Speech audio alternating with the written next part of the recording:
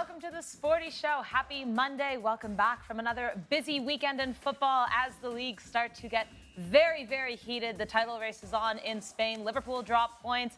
And what's going on in Italy? Well, we'll find out as Napoli and Bologna are in action this evening right on Sporty TV. I'm your host, Sara and I'm joined with the one and only Mr. KlintonCod. Oh yes, ladies and gentlemen, what's up? It's a beautiful day to find out that Real Madrid lost a game at the Bernabeu. Obviously, I'm not very happy, but you know, it's always good to see something unusual, which I guess made me happy, but sad spiritually. Obviously, we have somebody to discuss that on the show today. Angel, Wagwan, what are you saying? I'm good, thank you. Thank you for, always a pleasure to be here. And interestingly, it's just a sad day that Clinton's team lost, but it is what it is. I can't wait to get the reaction. It is what it is. Teams, Well, one of them. Their team didn't lose. His team lost. One of them. So. Exactly. Also, joined with us is Alex here. Alex, good to be here. Good weekend of football, as always. I just think it's coming thick and fast now. We've got Champions League this week. We've got an exciting weekend of football this weekend. Champions League again next week. Copa del Rey in a couple of weeks. I'm excited for this last couple of months. This is where we really determine the heavy hitters and who can stay up and compete. As Alex mentioned, yes, Champions League is back this week. We have watch-alongs tomorrow and Wednesday as per usual. And we have a massive match this weekend on Saturday. It's Leganés, Sporty TV's very own, taking on Barcelona, top of the table of La Liga. Alex, Clinton, and I will be there, will be pitchside, maybe with a special guest, I've heard. We also might be having a special guest in the studio this week, actually 2 special guests, so make sure you guys stay tuned for that. But yes, as I mentioned, Bologna and Napoli will be coming up this evening, and that's a very important game because Inter Milan dropped points, so this could be a push for Napoli. Meanwhile, Bologna looking to overtake Atalanta. So lots of football coming up this week on Sporty TV. As per usual, we got Bayern Munich and Borussia Dortmund as well over the weekend. So lots to look forward to. Now let me introduce who's doing social media today. It's Lucrezia. Hi, Sarah. Yes, I'll be here again, reading the comments, picking the best ones to read. Also, I do have a little surprise for you guys. You want to see? Yes. So since I thought we have a lot of jerseys here, right? A little too many. So I was like, what if we give away one to our viewers, our subscribers? So I picked this beautiful jersey, the Leganés one with the Sporty TV collab on top. Actually, the most beautiful one here. The most beautiful, it's beautiful. Beautiful colors and us on here.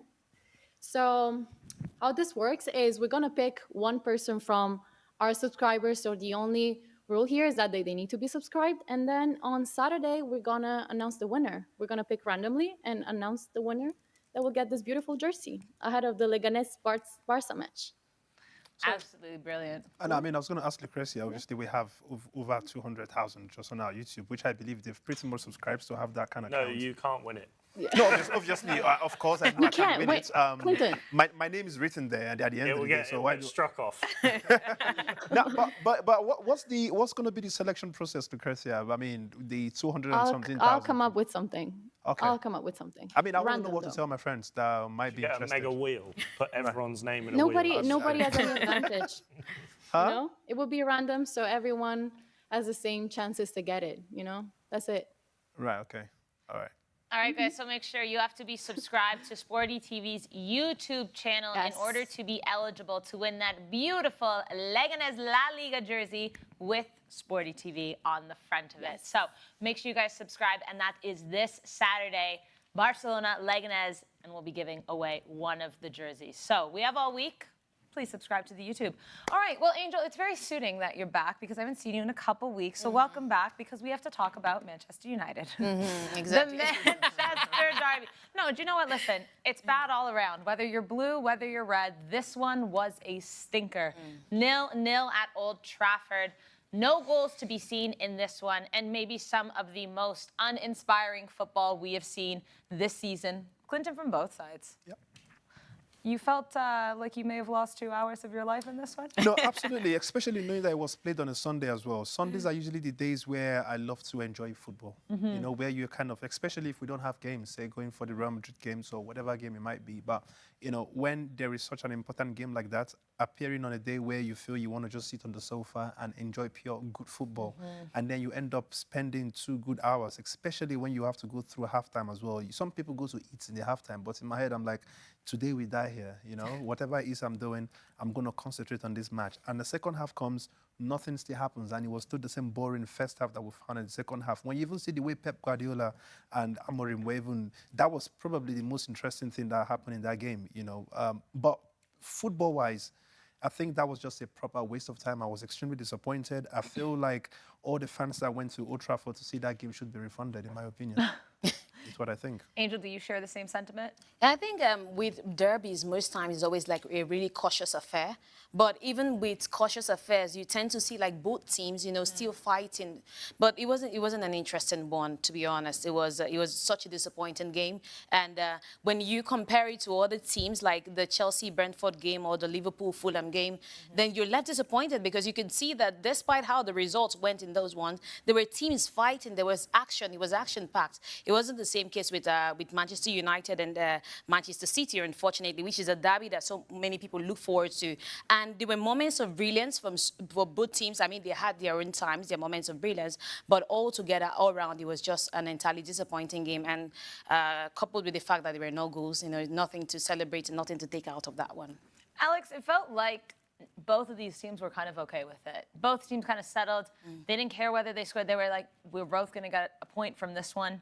And that's okay. And I think that's what's concerning a little bit here. I mean, you have Manchester United, who we know have been going through the motions with managers and ownership and players performing, and then a Man City, who this season is completely, you know, a different side of a Manchester City we saw last season. But, you know, when eras change, these kind of things happen. There's rebuilds and whatnot. But it just seemed like both teams, this is a Manchester derby.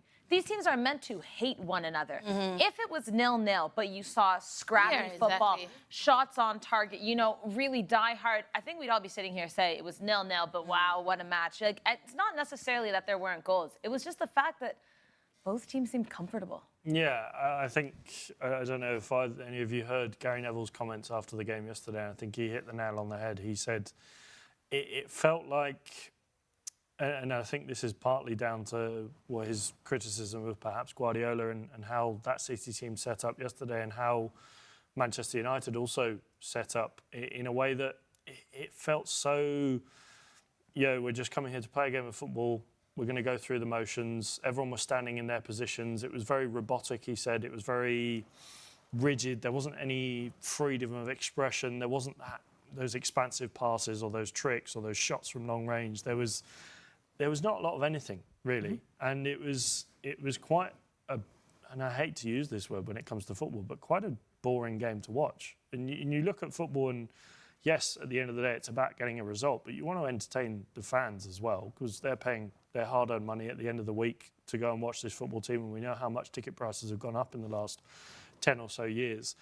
And for a performance like that to be put in on both sides, really, it kind of feels like, it feels very lackluster. It feels very, I think the words that Gary Neville used, which really hits it on the head, is robotic. It just kind of felt like they were going through the motions and they weren't really bothered, like you said. They were just, we came here for a point. I think he also said, they've come to play football and then they're going to go have a roast dinner afterwards, and it's just a normal Sunday. They're playing football down the park. It didn't feel like a Manchester derby. You want to see, I don't want to advocate for bad tackles and red cards, but you want to see a bit of feistiness. You want to see, goalkeeper mistakes. You want to see action. There was none of that yesterday. Yeah. And you wonder, I don't know, sorry to interrupt you, but you wonder if it's as a result of the fact that both teams have thrown in the towel. As in, you're looking at Manchester City, they're not pursuing the title anymore, but they're still fighting for top 4 position, like a top 4 finish.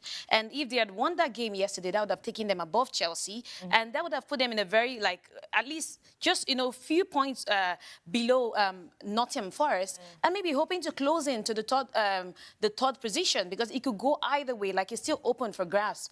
And then Pep Guardiola, usually we see him, after the game, how much he's on the side, during the game on the sidelines, always agitating and making sure that the players are playing well, or after the game, showing his frustration.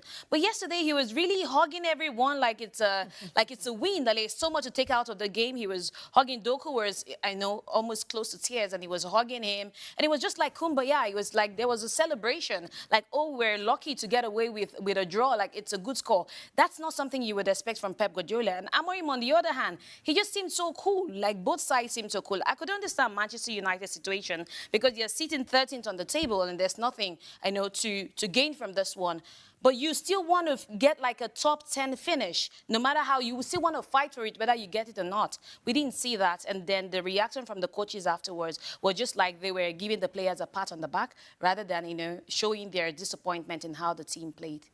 I completely agree. I just feel like both teams threw in the towel in this one, whether it's Man City or Man United. Like you mentioned, Angel, Man City are still fighting for a top 4 position. But did that seem, prevalent yesterday? No. And it still matters. You are still Pep Guardiola. You still have these players like Haaland, like Jeremy Doku. Kevin De Bruyne is still there for the rest of the season.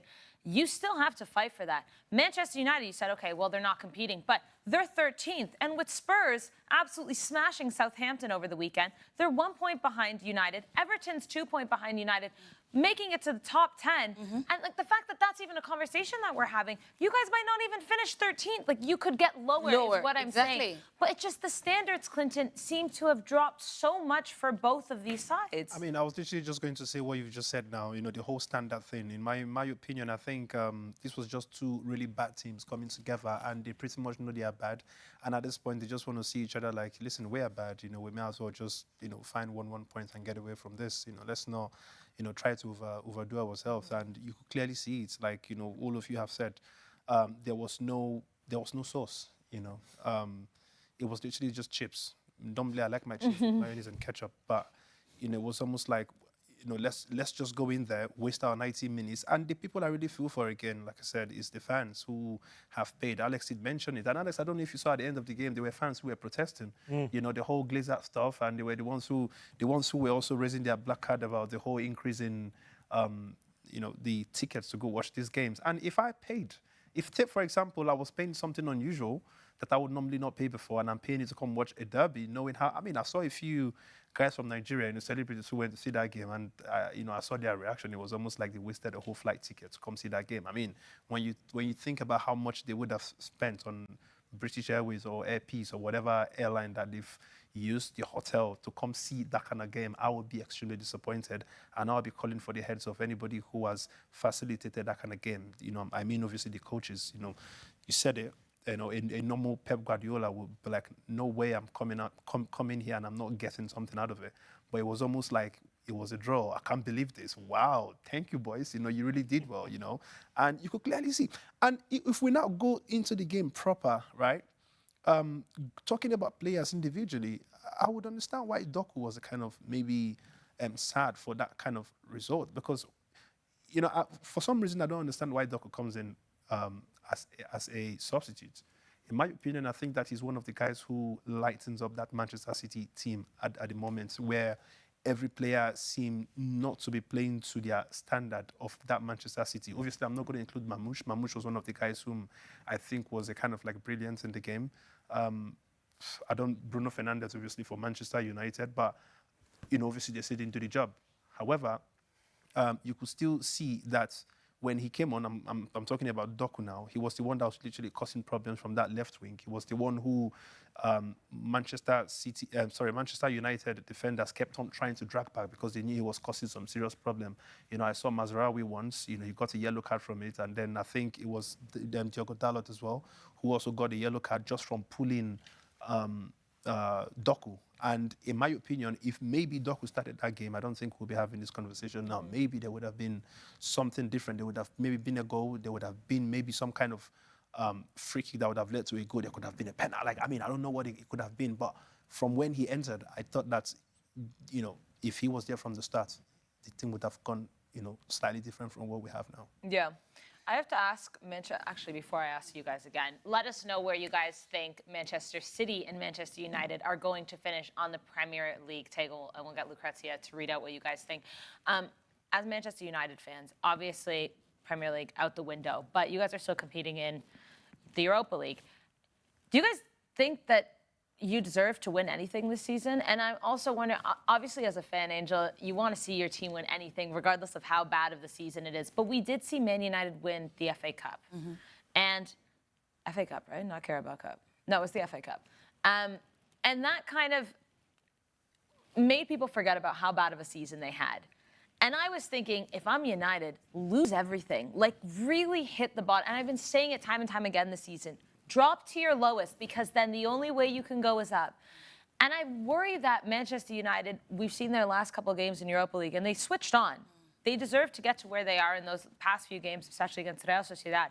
They're going to be taking on Lyon this week on Thursday. But for me, if I'm a United fan, I'm thinking maybe you want out of this competition too, because you really want the Glazers to see how bad of a situation it is, because it's been bad for so long. But you tell me as a United fan. Well, I think it's, honestly, I don't think they're going to even get past Lyon. I'll be very, very surprised if they do.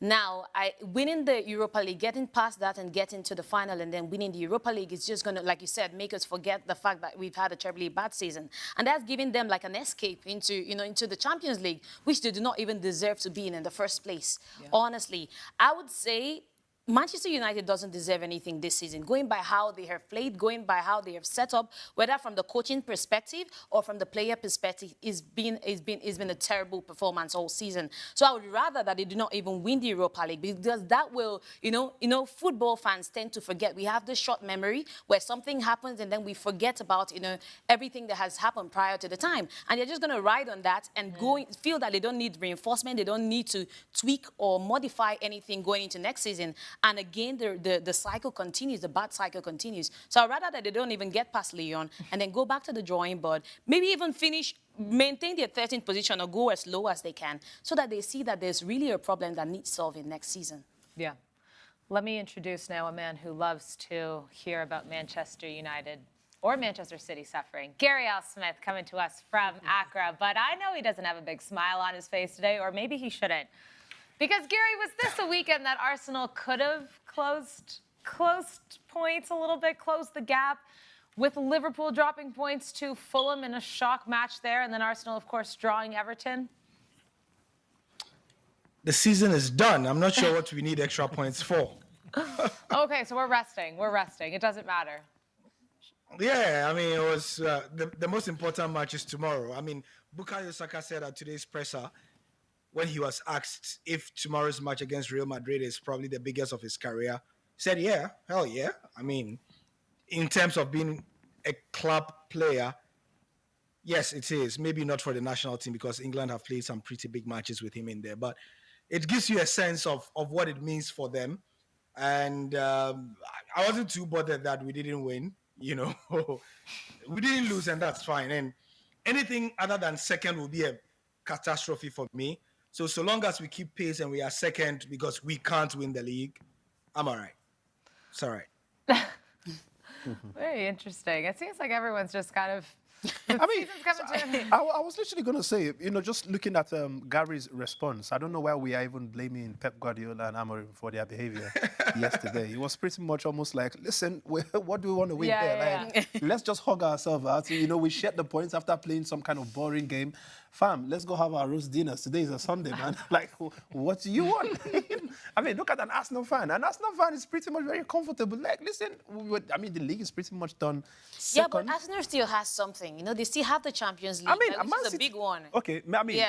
Yes. Man City does not have Man it. City literally has nothing. Yeah, literally has nothing. So yeah, they're here to keep fourth place. And now with the new permutations, it looks like there's going to be 5 Champions League positions in the Premier League, so they got a little bit of cushion underneath them as well. But let's be sincere though. Like, do you guys? In my opinion, I still think there's hope for Manchester City to get that Champions League. Absolutely, of course, they're 1 point behind. They got a good chance yesterday, and they didn't take it. Yeah, I mean, they didn't take it. I think they will finish top 4. I feel so too. We have to remember also, if the season ends today, they will finish in the Champions League, because England is getting exactly. I thought about that too.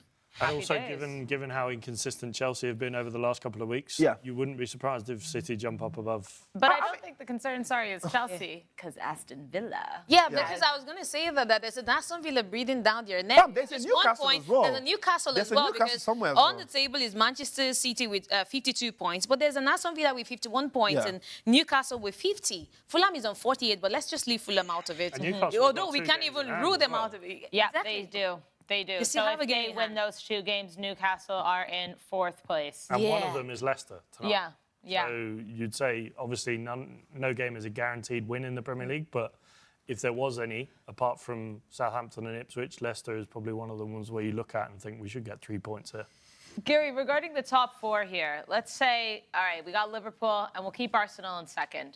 Regarding 3rd and 4th, and Aston Villa in particular, does it matter? Does it come down to how far Aston Villa go in the Champions League then in order to get that top 5 position? Or are we all just expecting them to get knocked out by PSG? Well, I mean, besides getting knocked out by PSG, I think that their focus should be doing well in the Premier League to absolutely secure that spot, you know. So, and I think that should be their thinking and would be their thinking at Villa Park. I do not think that they are hoping to win the Champions League in order to, you know, get themselves a spot next season. Or is that how it works these days? Sorry?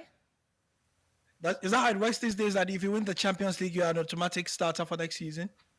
In the Champions League? Yeah, if you win the Champions League, you're in Yeah. it. So that's also why there's okay, well, There's a lot of grabs. Arsenal, relax.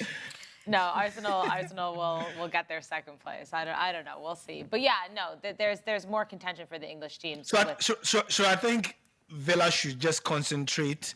If we are talking about getting a Champions League spot for next season, they should concentrate on doing that via the route of the Premier League and doing well and getting 3rd. You know, not on winning the Champions League. I don't know what the odds are on the SportyBet app these days, but I'm sure it's going to be pretty low. My man said these days. Days. Have we ever had a fairy tale case for Champions League finish, like Champions League winner? You know, like we had the Leicester case, the fairy tale season for Leicester. I remember in the last 10 years, if we've ever had any fairy tale where you don't expect a team and then they go on to win it. It'll be the Liverpool-Tottenham season. I don't think fairy tale's the word I would use if Arsenal won the Premier League title. I would have been expected. No, of course. I mean, it's something you would have Last expected. season. I mean, if say, for example, Nottingham Forest did something with how they were going with the season, that would have been more like a fairy tale as well, in my opinion. Obviously, Leicester did you know, he did same at some point. But for So if Arsenal, Aston Villa, I'm saying for Aston Villa because he was saying Sorry, that to win the I would Champions not- League. no. Yeah, to win the That's Champions I'm League, sorry, for Aston example. Villa to win the Champions League is a fairy It's a tale. I don't care what you fairy guys tale, say. yeah. That's fairy tale. No, Right no, now, I wouldn't say the fairy. I would have just said it's more of a dark horse winner, in my opinion. I don't think it's a fairy tale. I mean, why shouldn't you know, an Emery? Why shouldn't an Aston? Normally, that team should be competing in high level of No, football. it's talking Aston about Villa. We're talking about Aston Villa. No, but this is A Aston Champions Villa, League. though. Of course, this is No, Aston Villa. Aston Villa No, to win on come on. SportyBet right now, the Champions League is 29.30, Gary. Out of the 8 teams left, they are 7th, But it's with not gonna happen, Borussia Dortmund as the least favorites with 42 right now to win the Champions League. Let's not think ahead of time. Whether No, it's just these are just outrights. These are, if you want to give a little sprinkle before the quarterfinals kick off tomorrow, could be. Arsenal to win the Premier League, 26.8. Arsenal have a better chance of winning the Arsenal Champions to League. win the champ. Sorry. The Premier League, Oh my God, 26.8. Jesus. No, I don't think Arsenal have a better chance to win the Champions League. If you're going to sprinkle, I'd sprinkle it on that. There's too much. Liverpool won't. Oh, we've just lost Gary as we're talking about. Oh, Arsenal are going to win the Champions League, and then he goes. Oh, interesting. No, wait. Let's go back to Aston Villa because I'm actually shocked. Okay, this season. Yeah. This season, if Aston Villa were to win, so you have the likes of Barcelona and PSG and Real Madrid, knowing them in the Champions League. Then you have Bayern Munich, who I'd say are stronger, maybe player for player. Well, not now with all these injuries, maybe. But I think Aston Villa winning would be an absolute fairy tale. Like I don't think anyone at the beginning of the season thought that they would be the ones to go. I also don't think many people have them going through this round alone. PSG, and you've been the one saying Of course, PSG they're not have been. gonna go. No, So they're not going. Exactly. They're not going. but it still doesn't. For me, listen, I want you guys to understand it from where I'm trying to explain it from. Right. I think because we see all these other big teams who have history when it comes to winning all these titles, both in their leagues and obviously in the Champions League or even in the Europa for the ones who have been in the Europa, right? But we tend to forget how, that Aston Villa is just one of those teams that have just been where Manchester United currently are. In my opinion, they're a big team, right? What's just been happening is they've just not been the Aston Villa that people would expect to perform season in, season out, right? They've just been, maybe, say, for example, we see what's happening with Nottingham Forest. Maybe next season, we'll see how good they've been this season, right? Maybe next season, they might end up maybe going back to being the Nottingham Forest we used to know them for. Who knows?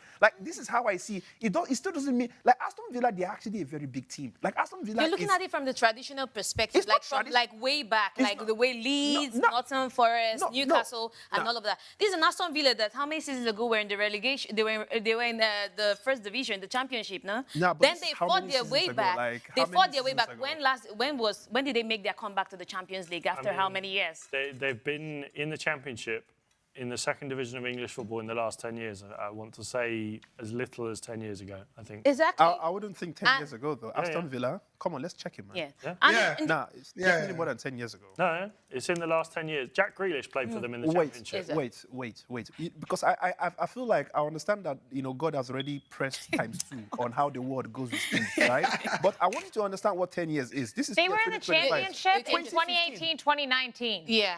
That is yesterday. Yeah. Are you serious? That is yesterday. So they were in the 2019? Yes, they were in the That's Championship. the point we're trying to make. That only recently they were in the Championship Okay, and then they came no. back. This one is so not you fairy cannot tale. compare. You understand? It's not the same thing. This one is black retail.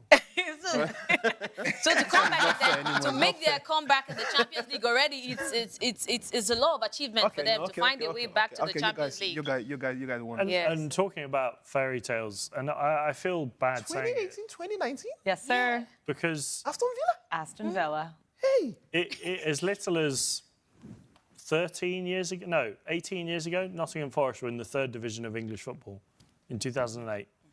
But these two clubs, Forest have won back-to-back European Cups. Aston Villa have won a Champions League. They won it in '82. These are massive clubs.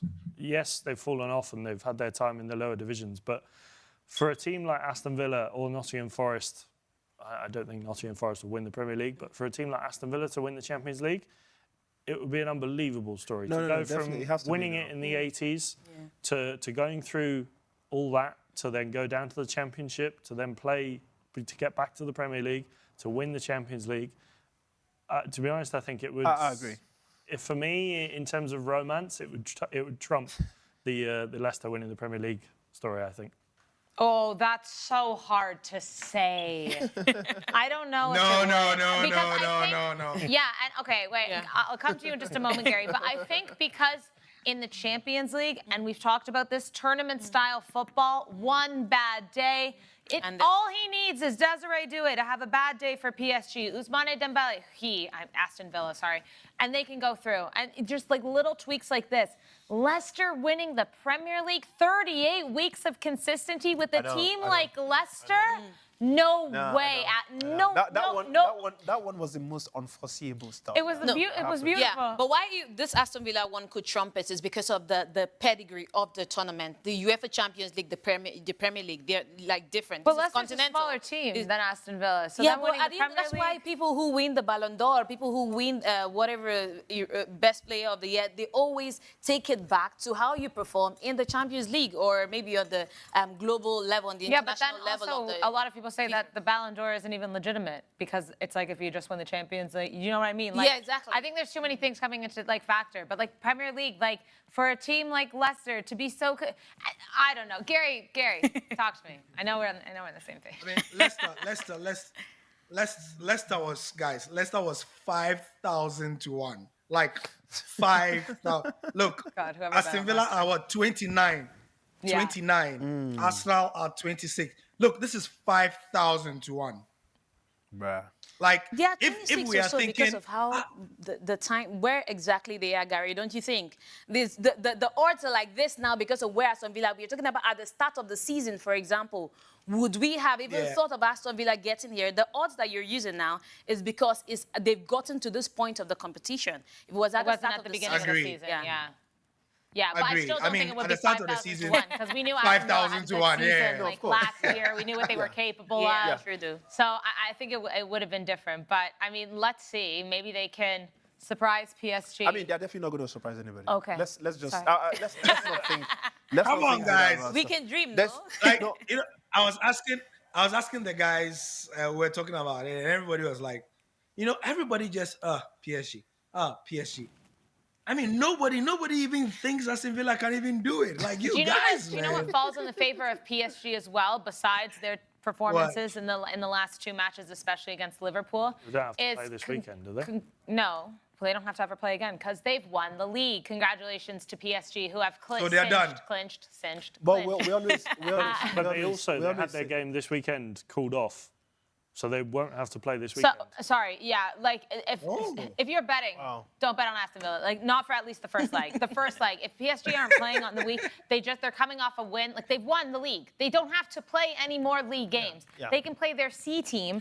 It doesn't matter. But do you guys not think that this is exactly the reason why people don't rate that French League One though? Because of this kind of situations. I've said it so many times here that PSG is that team that even without a coach, they would always still win. Like, I mean, look, it's clearly happening. We clearly see it. Like, how do you win? I mean, there's how many more weeks to go until I think about Six games to play.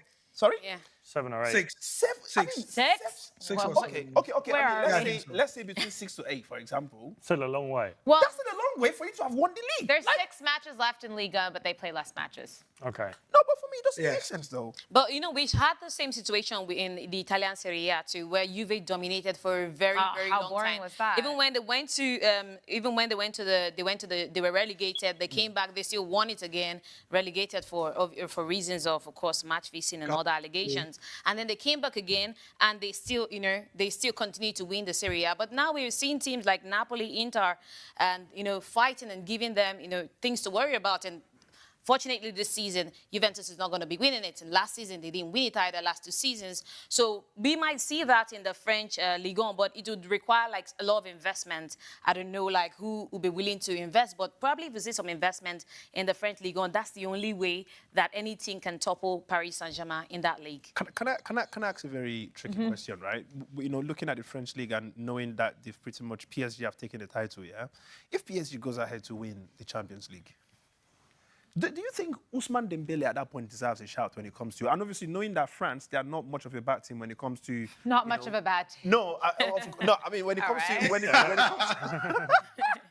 They're not bad. No, but do you think some Ousmane Dembele would deserve some kind of shout when it comes to the Ballon d'Or? He already deserves a shot. He's already in the he's already top 10 in the conversation for Ballon d'Or. But okay. Now the reason I've asked this question, right, is because knowing that the French league, so I'm sorry to say, I don't rate it, yeah.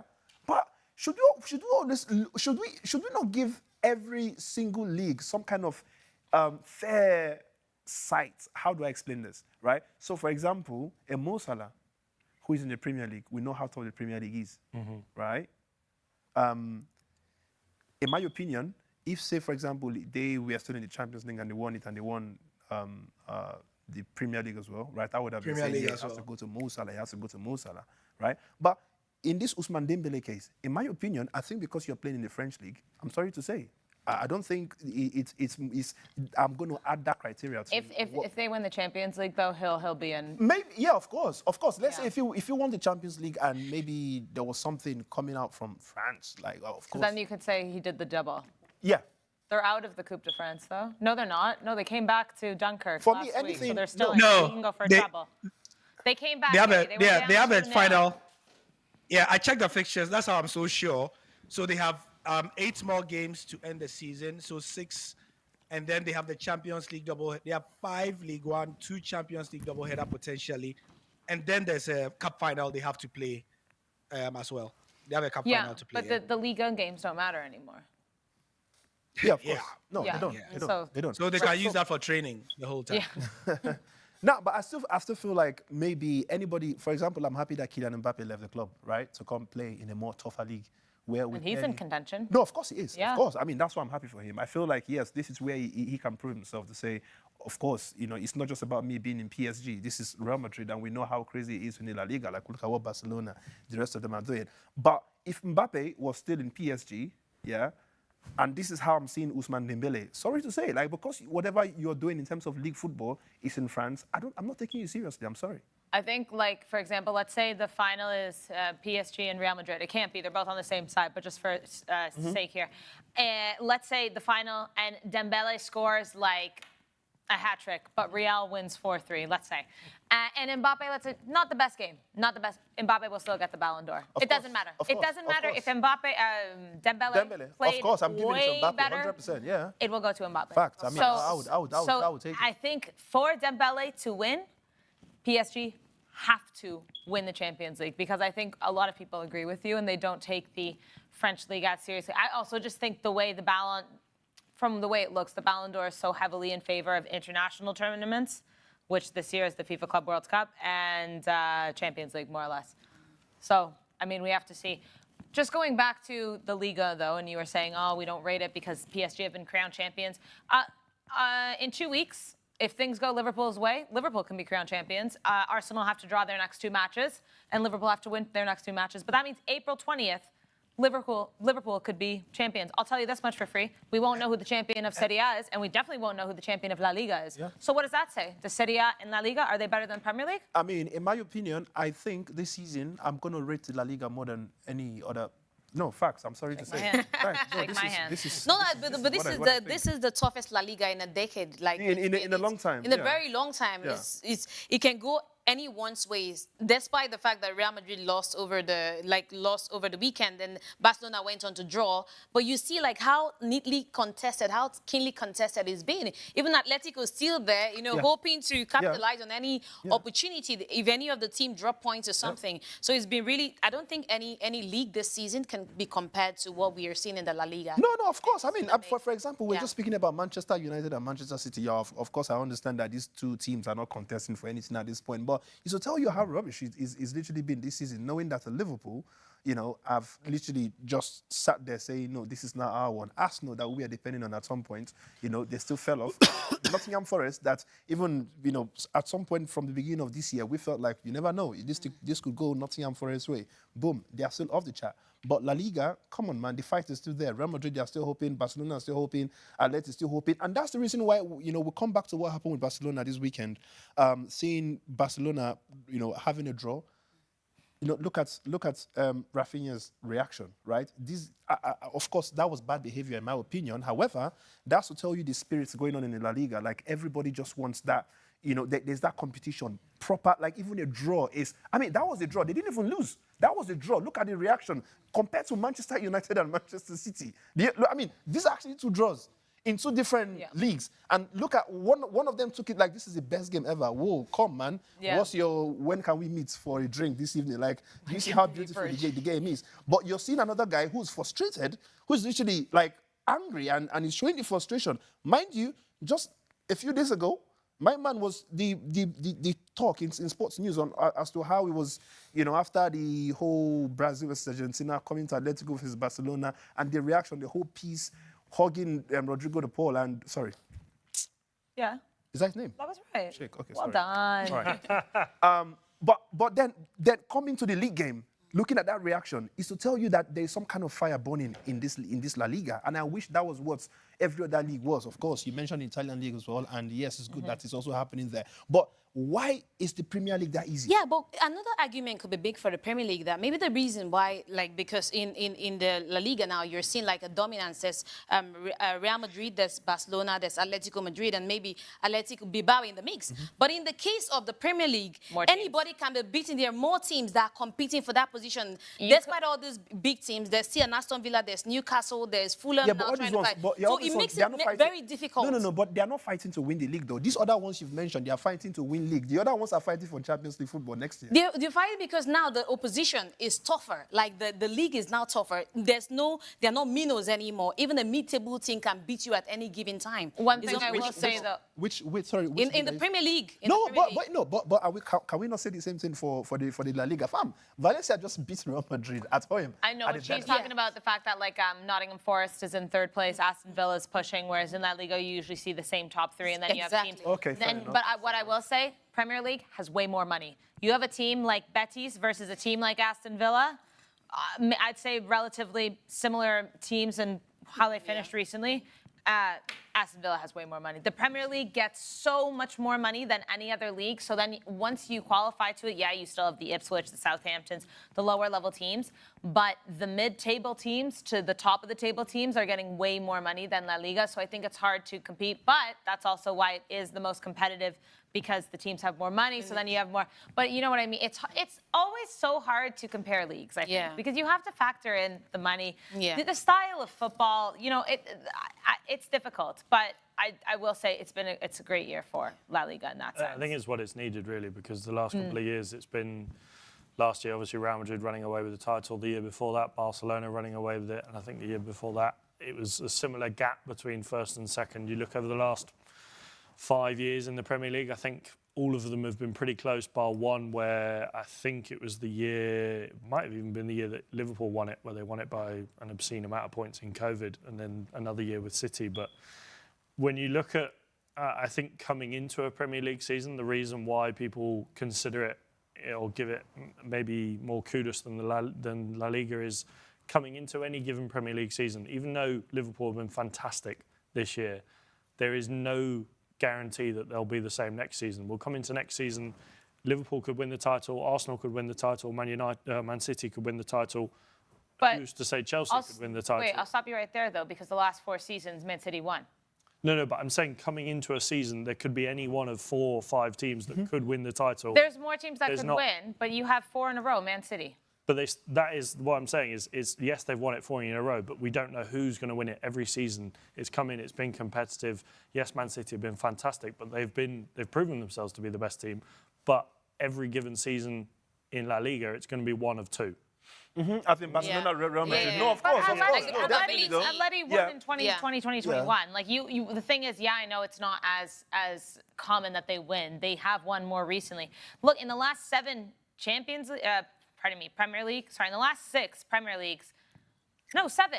City won 6 of 7. Yeah. So I think the argument is a little bit dated because people say, well, there's only 2 teams in La Liga. According to my research, there's 1 team in the Premier League. Like, I know what you're saying. The top 4 is always different. But the last 7 years... I think going into a season, any of those 4 teams could win the But title. that's not true because 6 out of 7 times 1 team has won. I'm just saying, like, you can't say that La Liga is 2 teams when at least they've been going back and forth. When the math here is telling me Man City winning 6 out of 7 times tells me that 1 team is dominating. Another thing is, he's saying at the start of the season, it can go either way. You could say it could be Chelsea, you could say it could be Liverpool. Anybody can win it. Yeah. Now, some teams, at the end of the day, Manchester United ends up winning, Manchester City ends up winning it, but it's not like it's a run through. It's not something that can be determined from the start of the season. No, I mean, which I understand. I understand And it's always a difficult affair for them. It's just that they are better, they are more consistent. They have like the bench. The Man City that won in the last 6 out of 7 times. Yeah. Their bench could beat like mid-table teams. That's true. But we can use sorry, just to make you understand it better. So we can use this season as an example, right? If we judge by Manchester City from previously, coming into this season, we could have said, it could have been Manchester City again. It could have been Liverpool. It could have been Tottenham. It could have been Chelsea. Well, It could have been let's not joke about Tottenham. No. I mean, I was going to mention Manchester United, but I'm like, He was going to mention Manchester United, but he was giving an analogy and he left Man Manchester City, United. Arsenal, Liverpool. I don't think Chelsea were in with a shout. I mean, they could have been in the shout, in all honesty. But going into next season, you look at the teams that could win the title: Man City, Liverpool, Chelsea, Arsenal. There are a few even that could. We can start pushing again now for Nottingham Forest for now, because obviously for what they've done now, right? If you look at Newcastle, even if they invest right, who's to say they can't go and win the Premier League? Of course, absolutely. But then again, so if we now bring it back to the La Liga now, there are only 2 teams we always mention again. It's going to be Real Madrid or Barcelona. Or I think you have to. And then put once Atleti in every there. every 5 to 10 years. because if we go, okay, when was the last time Atleti won? 2021 that season. Okay. So it wasn't like it was like when Liverpool won the the Premier League, no? Maybe it was 1 year That after, was the 1 year year before, before. yeah. But I'm just saying, I also think with the amount of money that's in the Premier League, it allows these teams to be better. It allows for more teams to be better when we all know a lot of the money in La Liga go to Real Madrid and Barcelona. But then that you have... is then La Liga's fault, because they divide the TV money Oh, up. for sure. But then again, when you look at who's winning the Champions League and the Europa League, they're all Spanish teams. Yes, Real Madrid carries that. Barcelona have been there. Europa League, you look at the likes of Villarreal with Unai Emery. In the last 10 years, the Spanish teams have dominated European competition. So then I just get tired of people always saying, oh, the Premier League. Listen, I love the Premier League, and it is probably the best. It's one of the best leagues. I go back and forth. But who challenges in Europe? I think not the Premier League teams. The best league in the world is the Premier League, but the best team in the world has been Real Madrid. I'm not talking about Real. I'm talking about Spain I though think in general. The most competitive league, I would say, is the English Premier League competitive, and that's because of the commercial value. Like look at someone like an Asensio coming all the way from PSG and moving to Aston Villa. You would not expect it's because of the kind of money that Aston Villa has. Do you understand? Like if it was any other league, he would not go for a team that is like that is expected to be like a mid-table team. But he was able to do that in the English Premier League. You see people come from like. Seasoned players in other leagues where they are like, and they come to the Premier League and they sign for Newcastle. Then Newcastle is big now. They sign for a Newcastle. They sign for an Aston Villa. They sign for a Wolves. Why? Because of the kind of money that is in that team. They can afford to pay your wages, and you still know that the money that they have, they can pump in more money for you to be able to push up the table and even battle for an Europa League place or even a Champions League place, whether it is feasible or not. So, like commercially, the most commercialized league, I would say, is the Premier League. Sure. The most competitive for that reason, because of the amount of investment, financial investment, will be the Premier League. But in terms of the best league, in terms of technical ability and quality, I would say the Spanish La Liga, honestly. Sorry, Markinde, I meant to say Sevilla. Thank you so much. And we'll never forget how much Jack Grealish went to Manchester City for. Only in the Premier League. Let's go to Lucrezia, because we've been talking for a while, and see what everyone at home has to say. Yeah, we have a few comments about the Premier League, but also the Champions League, because you guys were mentioning it. So Maxwell Asima says, there's no way Arsenal can win the title. And then Markinde says, if Arsenal can still win the APL, then how about Southampton not getting relegated? Is that what you're saying? Then we got people talking about UCL, with Bisada saying Aston Villa might win the Champions League from their performance this season. Be great to see. Then Bisade Phillips says PSG, they might pass Aston Villa, but they won't pass the semi-finals, and Barcelona will lose to Dortmund.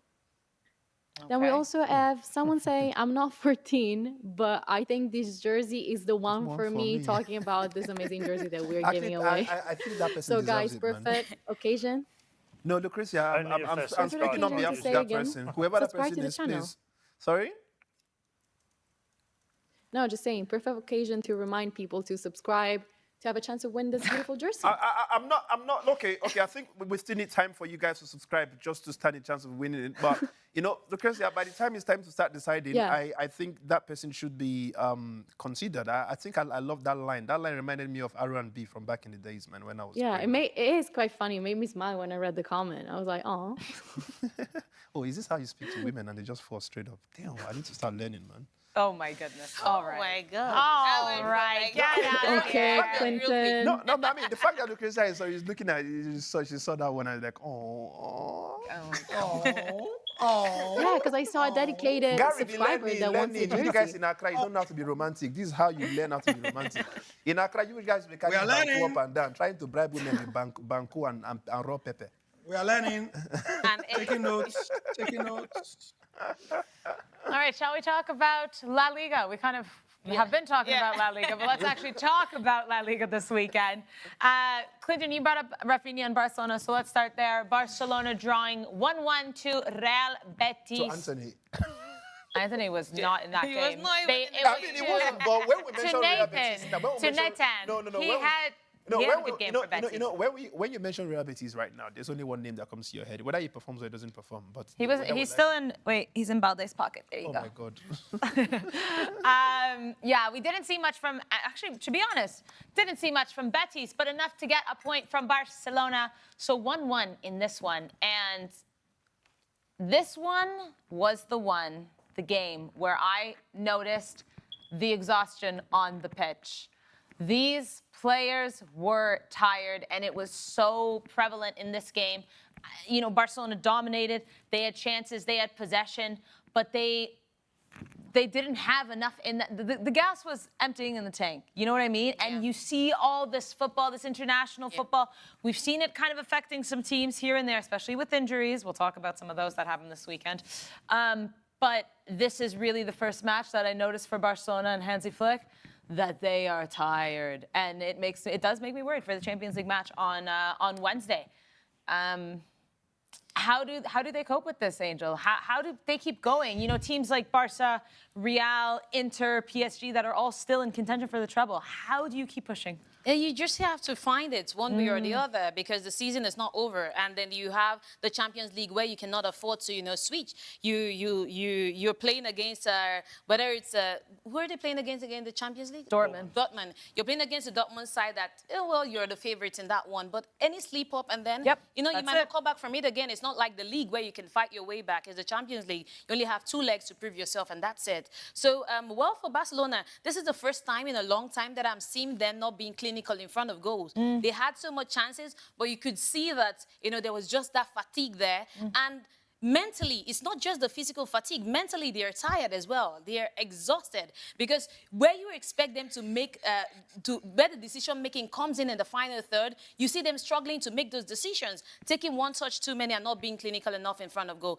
I think Hansi Flick and his boys just have to go back to the drawing board. How they're going to rotate that team is another thing that could play in their favor. They have to find a way to pick the fixtures, know who should play in what and who should not feature, because you have to save your best legs and make sure that they are well rested for the most important fixtures that you have ahead, which is the Champions League.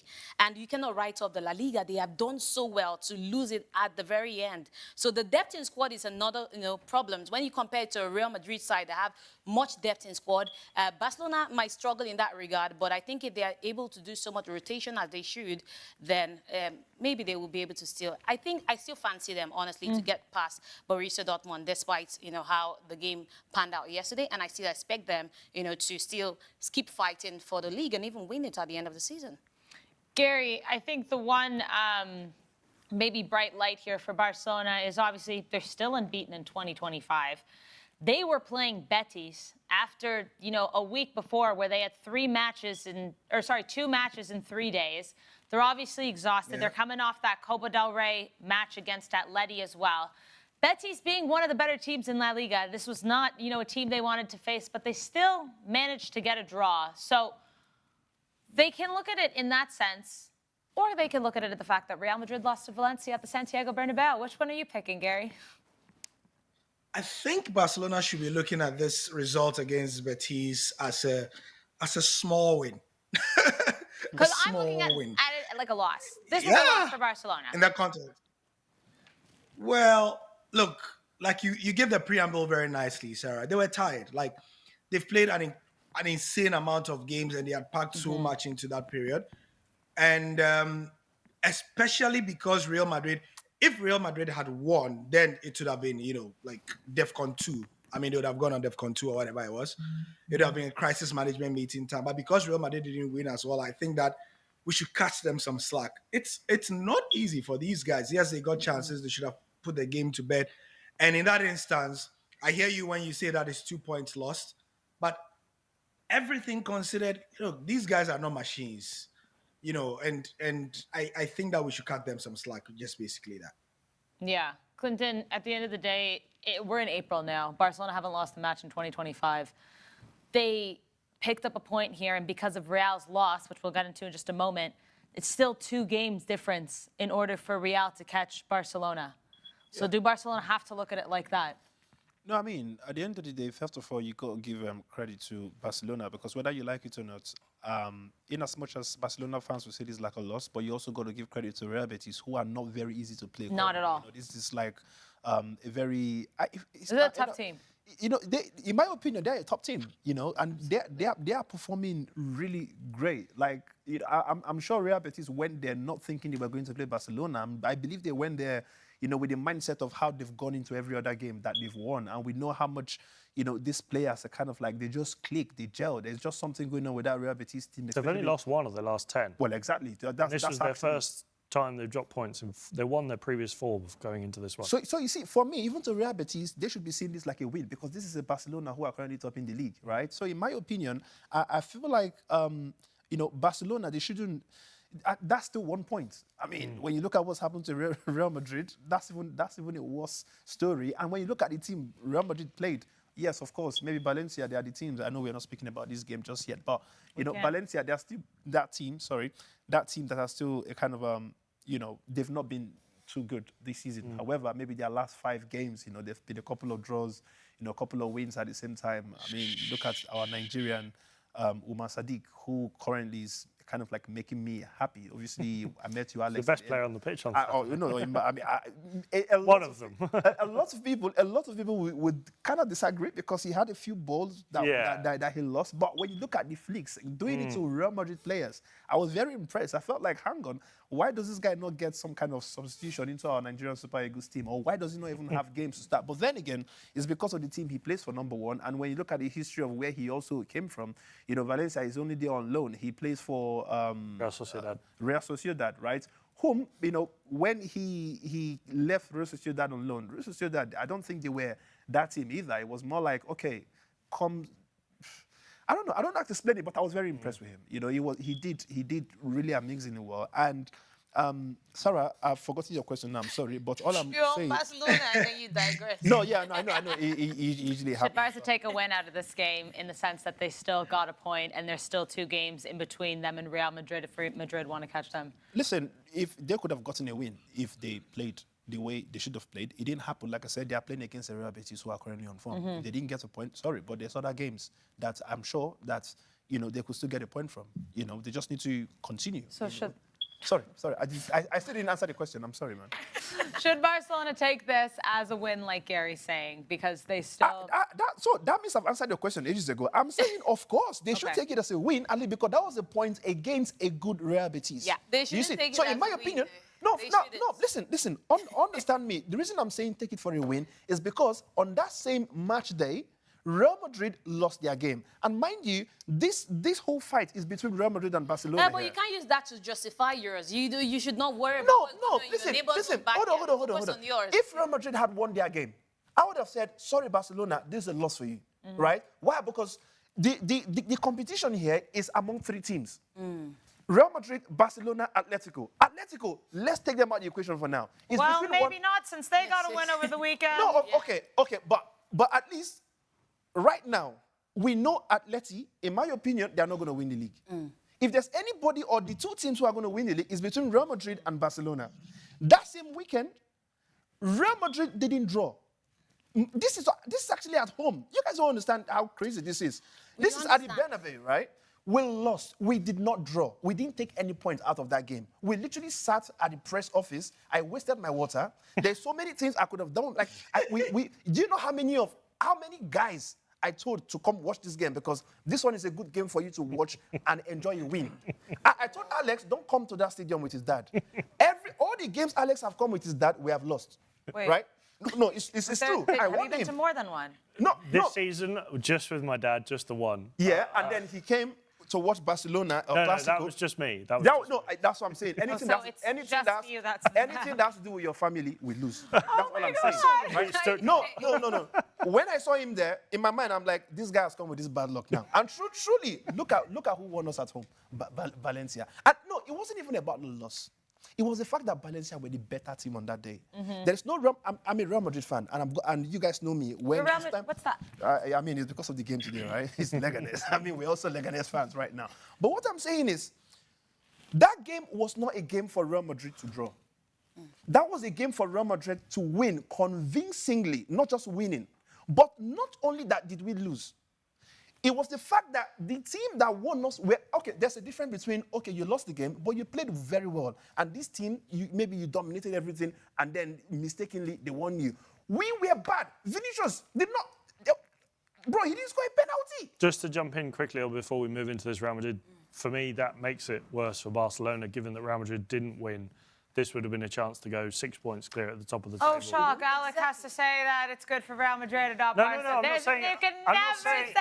I'm not Alex saying will it's good. never say. That's not what I'm saying. I'm saying it's Real good for Real Madrid Madrid. lost. This is bad for them. At least Barcelona still got a draw. No, They no, lost I'm two saying- games. That I'm has made them saying- also complacent. The fact that they knew that Real Madrid saying that lost the game. Probably if Real Madrid had won, maybe that would have been more of an inspiration for No, but Barcelona. you guys, I feel like you I'm guys. saying- No, I point feel that like I'm making- I hang feel on, like the point you guys that I'm making- talking about this. You're underrating the guys that they played. No, Like, we're not. no, We're not. I We're would not. never We're six on the do table. Real We're Betis. never. I would I'm just never. saying that, considering the fact that Barcelona knows what is at stake, and the fact that they know that they know what's at stake. They know that they are going for this, and Real Madrid is there on the same level as them. They also have Champions League to play. Real Madrid has Champions. They have a lot. So, with that understanding in your mind, you have to be taking each game. Every game, you have to win it. You have to play it like But you want to can win it. every game. Now, you can't win every game. That's what I'm saying. That probably it could also be that the Real Madrid losing made them complacent.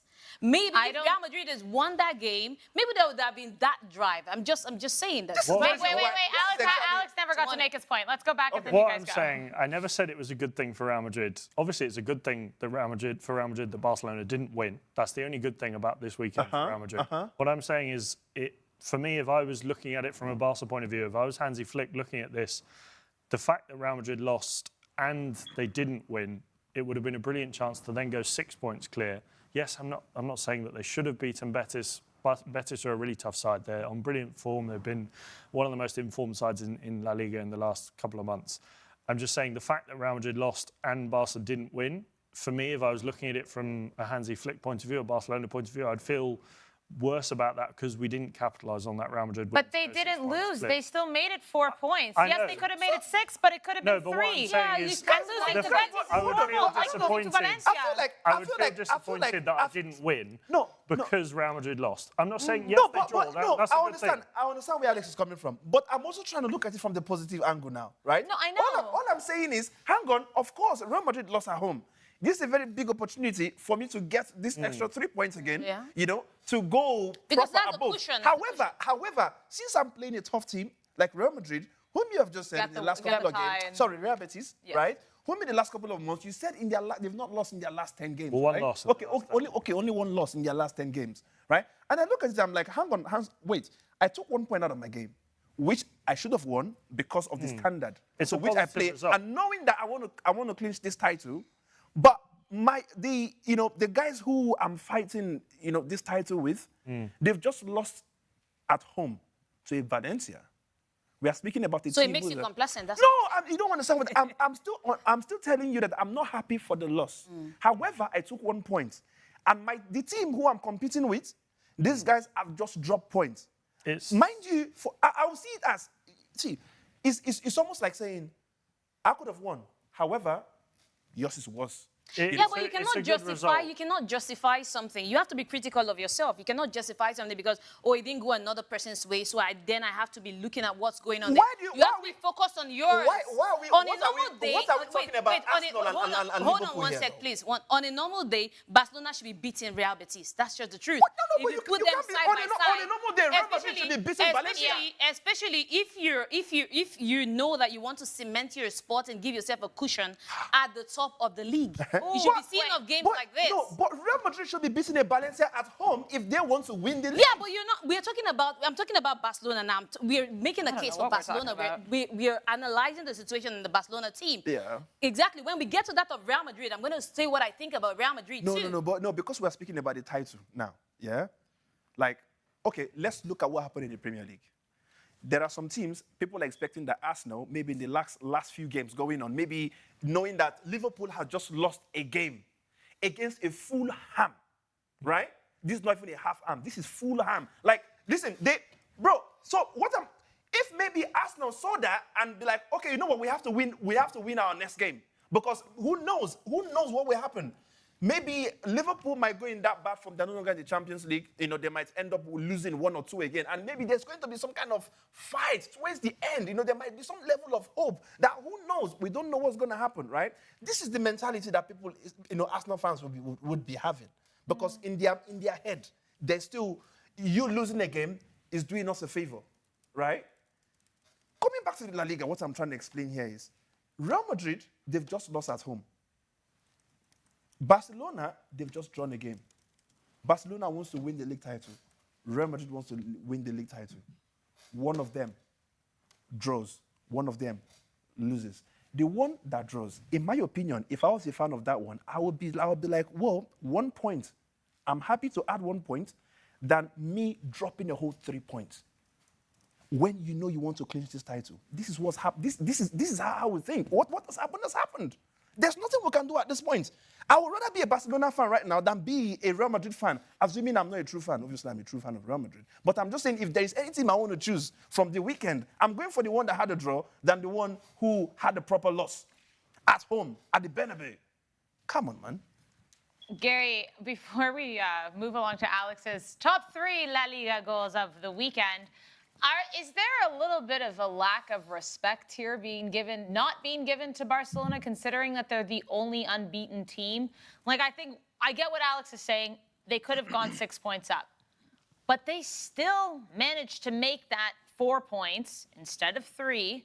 It's 2 games. And they're the only team in the top 5 leagues that haven't lost this year. They've played Real Madrid. They've played Atleti a couple times. They've played Betis. They've played Atalanta. They've played Benfica. They've had to step up and play big games. And I think that we're overlooking what this incredible run in football. We haven't seen PSG do this. We haven't seen Real Madrid do this. We haven't seen Inter do this. But that's what I mean. This draw, it could have been 6 points, but they're still, I don't know. I just think that they still managed. It could have been worse. They're probably just a victim of their own good performances this year, maybe. Yeah. That's why people are in. Yeah, I mean, they've been.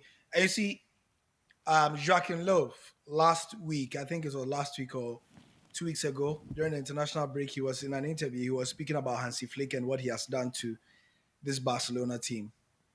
I think that we gloss over just how much work Hansi has done on this team to make them a complete team, not reliant on individuals, but a complete. He called them a machine, actually, a well-oiled machine that's clicking and playing, and I think we overlook that because last season, maybe 2 seasons ago, Barca are going to be losing this game that they lost this weekend rather than draw, So I think if Hansi were watching the show and listening to pundits like us, not giving them that sort of credit, if you like, he should be taking it as a backhanded compliment that I've done a pretty good job for people not to be putting me up there. For God's sake, I've gone unbeaten in 2025. Nobody has done it in the top 5 leagues. But yeah, it's testament to just how well they've done, how well they are playing, and just what we have come to be expecting of them. That we are saying this, and so I think they should take it that way.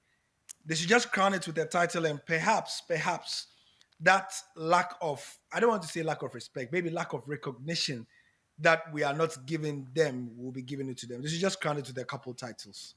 Champions League and La Liga, maybe.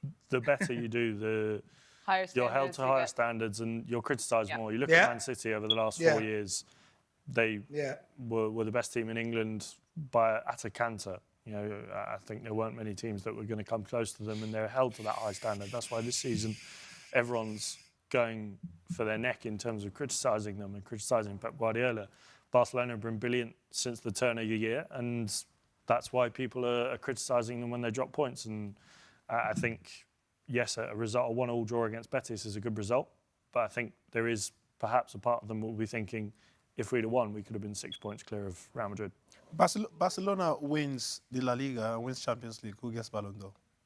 Wins both? Yeah. La Liga and the Champions League? Yeah. And then maybe Copa del Rey. Wins the treble? Hansi Flick. No. I feel like it has to go to Rafinha based on what he's doing, but honestly, for me, I feel like. But why are we not talking about Lamine? Lamine, thank you. Yamal? No, why for are we me, not talking about For me, I because adore I it. know how these things go, and people say he's too young and he has the future. But why is that a bad thing? Like Exactly. that somebody else, he'll get it another year. Like with what this That's guy what he said is about doing. Neymar. He never but got it. also, I'm the kind of person, and I know you are too. But it's not about stats. It's about the football that we are witnessing, and he is playing this next level football with, you know, an audacity rate of a 35-year-old that has been playing for 20 years at the age of 17 and 16 last year.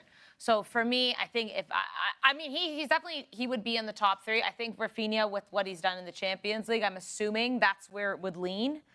But I would be. But if I had to pick, honestly, like personally, if I I would had go to with pick, Lamine Yamal I because go, if I don't. Barca doesn't win the Champions yeah. League, I still go Lamine Yamal Yeah. because who makes me smile every week? You know what I mean? You know, yeah, because Hansi Flick has said it. It's not about the goals; it's what this young man does No, in no, that but setup. this is- the this is creation. me- this is me Anytime as he well. holds the ball, Yeah. you just enjoy watching him. I mean, which is something I was trying to speak about. You know, the day we were watching, you know, when Barca played Atleti in the Copa del Rey semis, we right? were just speechless. You know, and I was saying, for me, right, there were 2 players. Obviously, there was a Rafinha and there was a Lamine. But there's always one whom, even when everybody decides, or even there's one. I mean, I'm not the guy who believes that Barcelona players would always turn off at the same time, right?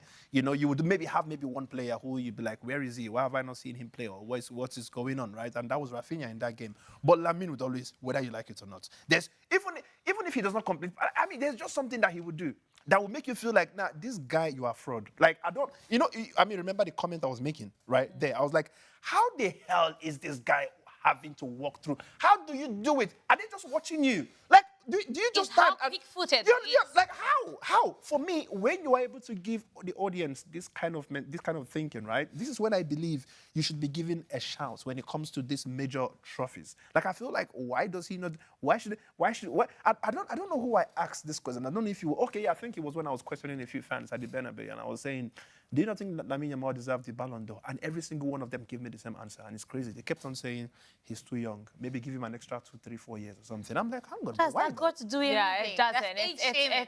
But why? ridiculous. Why? It's I don't ridiculous. get Okay, it. we do have to move along, Alex. Let's get into your top 3 goals of the weekend. Yes. Why, Alex, are there 3? Because the rest of the goals were quite short-range tap-ins or not necessarily the best Brilliant goals tap-ins. ever. But I just couldn't put 2 more in this list. Fine. Part of me wanted to support my fellow Brit playing for Las Palmas, Ollie McBurney, scoring his first league goal. If this you had season. okay. But I couldn't justify it. I'm sorry. I just couldn't. A 3-1 loss to Sociedad. Ollie, if you're watching, I'm sorry. I couldn't put it in there. Number 1, I've gone for Lucien Agume for his goal against Atletico Madrid in the 8th minute against Sevilla. This was a cracking game for those of you who didn't watch it. Sevilla pushing Atletico toe-to-toe and really, well, Atleti having to do some work in the latter minutes to get the win. So that was my number 1 goal. I don't know if we're going to be able to see it. Yeah, you're talking about it. I was just waiting because I'm waiting. I'd Now, love hang on. to see it too. But hang on, but are we going to see the goals? by I any hope chance? so. I hope so. Right. Well, with Atleti beating Sevilla with a last-minute goal from Barrios. Okay, we go. is this the goal? Here's number 3. Hello, which Sevilla. was quite a nice goal. It was edge of my the glasses for box. It was a well struck through a crowd of bodies, so he had to see. pick his spot. First time. That wasn't bad at all, to be honest. It was quite a nice goal. I will give, and it was struck perfectly. No, and the way he struck that ball, he knew Side where he of the wanted the foot. ball to go to. Yeah. Like, you could clearly see. Look at that. He knew what he was doing there. It wasn't like I just took the shot and, you know, whatever angle he goes to, he hits people, I don't care. Yeah. But he was precise. He knew what he wanted. Yeah, so that is my 3rd goal. Number 2, I've gone for Pablo Barrios in the same game against Sevilla. This was the winner in the 93rd minute, the midfielder who went on a lovely winding run and finished into the bottom corner. This was my 2nd best goal of the week. And this is a slim selection. I just think the run that he went on to get it through The individual efforts, fine. to find 90 the bottom minutes, corner, the game winner. There's the other factors. importance. I give you that. Yeah. So that is number 2. And my winner of this week, So you have only 3? yes, because the He said other they were all goals, so bad. the They other were also goals rubbish goals. weren't merited. They didn't merit a spot. And this is my best goal of the week. Alfon Gonzalez, who was playing for Celta Vigo's B team last season, Lovely long-range effort into the bottom corner. Right.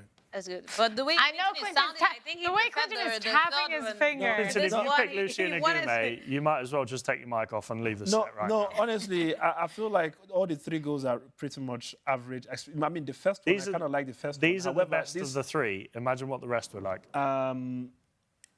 Yeah, I'm not very impressed with all these goals, man. I mean, yeah, the first one was good. This can come, Alex. You would score this goal, man. I don't know about Christ. Like, come, that was a good goal. What? No, it was a good was goal, but it outside of wasn't the area. anything. It wasn't anything crazy. Like in my opinion, it was not. Okay, maybe. I can't create goals that didn't happen. No, of course. Fam, that's why you have AI, man. Use AI or something. You can't be all this, or maybe use AI to make it look more like Okay. just tweak some.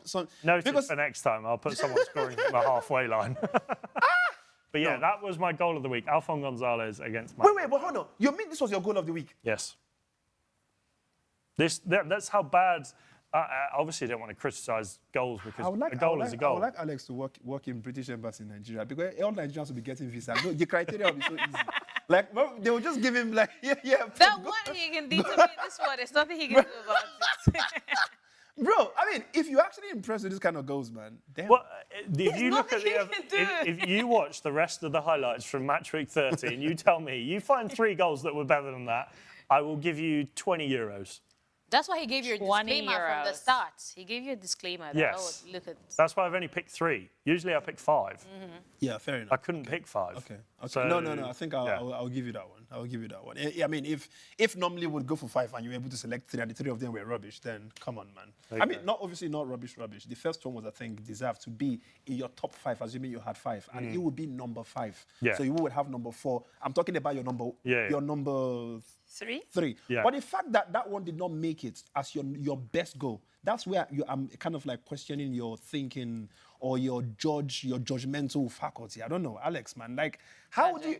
They were that one was the best among the 3, in my opinion. That's where you're wrong. No, but Sarah, among the 3, which was your best goal? Wait, do we have Gary here? No, Gary always. Gary, I know you have to go, but yeah, answer the question. No. Clinton.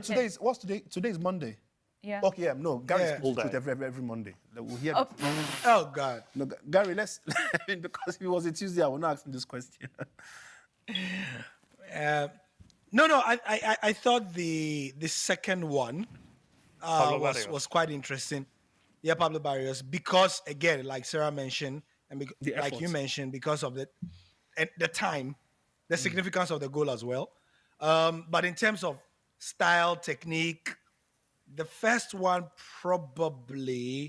was probably a bit better than the third one. The third one was probably better It's than bad the when you first can't one. remember any of them. You see Gary's trying to go through and be like, where was I? A little bit unmemorable, maybe. Gary, are you with us tomorrow? Yeah, I think I am. What was Well, I think you must today's show be. was very early. I think your schedule must be cleared, sir, because there's a big match and it involves your team. Yeah. We gotta I be don't here. want to get a phone call. Oh, I can't make Come it. on, Gunners. You got to Come on, come Gunners. with the green dot. Come on, Gun. Come on. Green All right, tie, yeah. man. All right, well, we know you have to go, so we'll let you go, Gary, but thank you for joining. Tomorrow, Real Madrid at the Etihad taking on Arsenal in the first leg of the quarterfinals in the Champions At the League. Emirates. At the Emirates. Sorry, at the Don't Emirates. jinx Oh, it. my God. No, That was bad. That was bad. Sorry, that was bad. At the Emirates. Don't cry. But guess what? Guess what the good thing is? We are playing at the Emirates. Arsenal shirt sponsored by the Emirates. Real Madrid sponsored by the Emirates. Emirates Derby.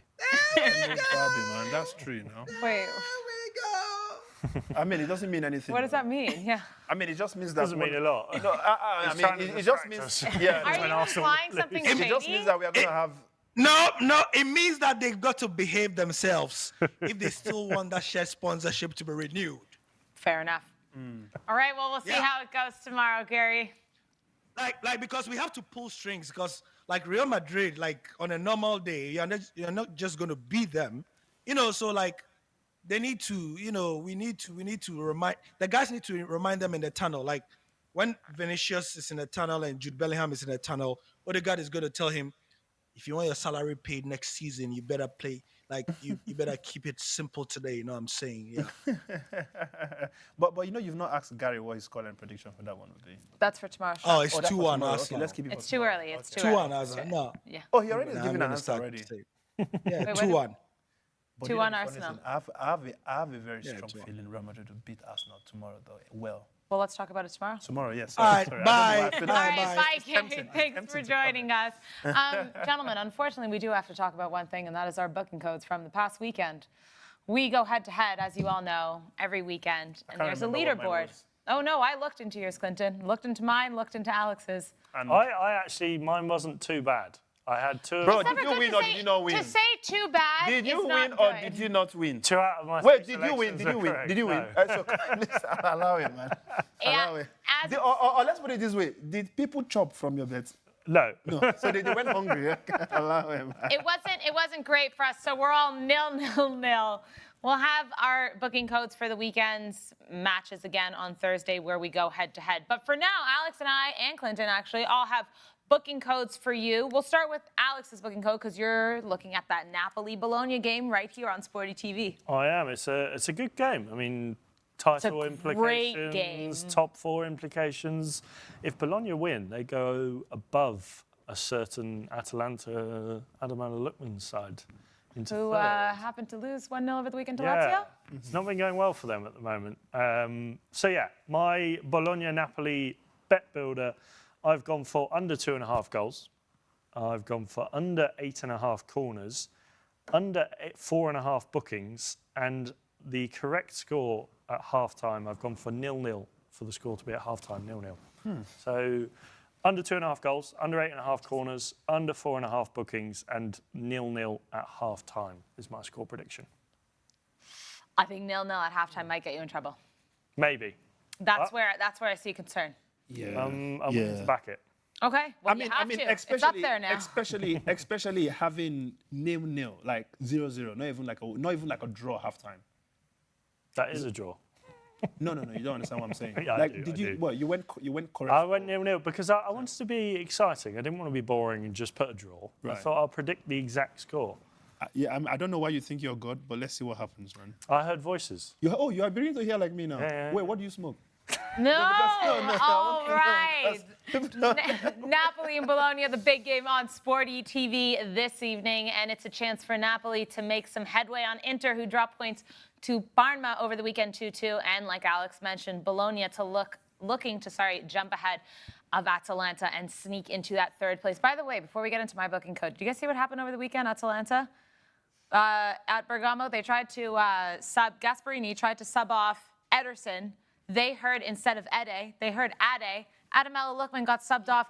Gasparini didn't want it. It was a mistake by the substitute referee. Adamella Lookman got subbed off. Wow. It's a mess. It is a mess. Yeah, Jesus I saw the game. Christ. Yeah. He was so lost. angry. He was so Yeah, he was angry because he was Christ. in the 70s, around the 70-something minutes, and then he was shocked because he was doing well. He was playing so well for the team, and at that point they were searching for goals. So you shouldn't be taking him off, and then that was that mistake. Wow. So it was quite unfortunate, but there was nothing that could have been done about it. So. Yeah. No, but this game is so important. Alex, if Napoli win this game, They go 1 point behind. okay, no, I'm just Inter looking to Milan. make sure that it's still good for you for your booking code. I can still have they can win 1-0. Okay. That'll be fine. They can win 2-0. That'll be fine. Those are the only two acceptable results. Those are the only two Napoli wins I can have. My question was going to be, though, if Napoli wins this, goes 1 point behind Inter, do they have it? Can they do it? Can they do it? They can do it. I don't think they will, though. You think Inter will I just think continue Inter, I to... think Inter will win the yeah, it all depends on if Inter beat Bayern Munich. in Well, the with the Champions League likes of quarterfinals. Jamal Musiala picking up a 6-week injury for Bayern Munich over the weekend, Alphonso Davies already out for this team. Inter licking their lips. I think if Inter carry on and keep going in the Champions League, maybe Napoli, because they might put a bit more focus on the Champions League. If they get knocked out, then I can see them running away with the league. But it will be, I think it will go a long way, and we could even see another team sneak in there. I don't think Atalanta will be that team. Jeez, the shade. Maybe the even absolute Bologna. shade. The absolute shade. All right, well, meanwhile, my booking code is for another match this evening. In fact, Sporty TV's very own Leganés taking on Osasuna. And I have gone for over 2.5 goals in this one. Almost every Leganés home game that I have been to, there are goals galore, whether they're good ones or bad ones. So we're going to go for goals. Both these teams trying to stay out of relegation, especially Leganés. I'm going for over 2.5 corners. I think that's likely enough. And if anyone's going to score for the Pepinos, I'm backing Danny Raba all the way. So that's my booking code, 8.32 for all of you. Clinton, you also have this game, Leganés, Osasuna. But I know that you can't read that. So what I'm going to do is do this for you. Oh, thank you. Yeah, because obviously I didn't know if... oh, my God. Well, I thought the odd would have been bigger, you know, especially when we had to remake the whole stuff. Anyways, yeah, no, it's a very easy one for myself. I've gone over 2.5 goals. Like you said, Sarah, it's usually goal galore in that Leganés side. You know, there's always something about those nets that means the ball would always go to the back of each of them somehow. And then I've gone for over 2.5 bookings. It's going to be a very tough one. You know, a couple of leg clashes or whatever you call it. And then I've gone for both teams to score as well. 3.68 odds. You know, I think it's a very easy one. When you look at Alex's and Sarah's one, I think those ones are more. There's a little bit more riding on it. Yes, absolutely. Yeah. Picking a player to score. Yeah, exactly.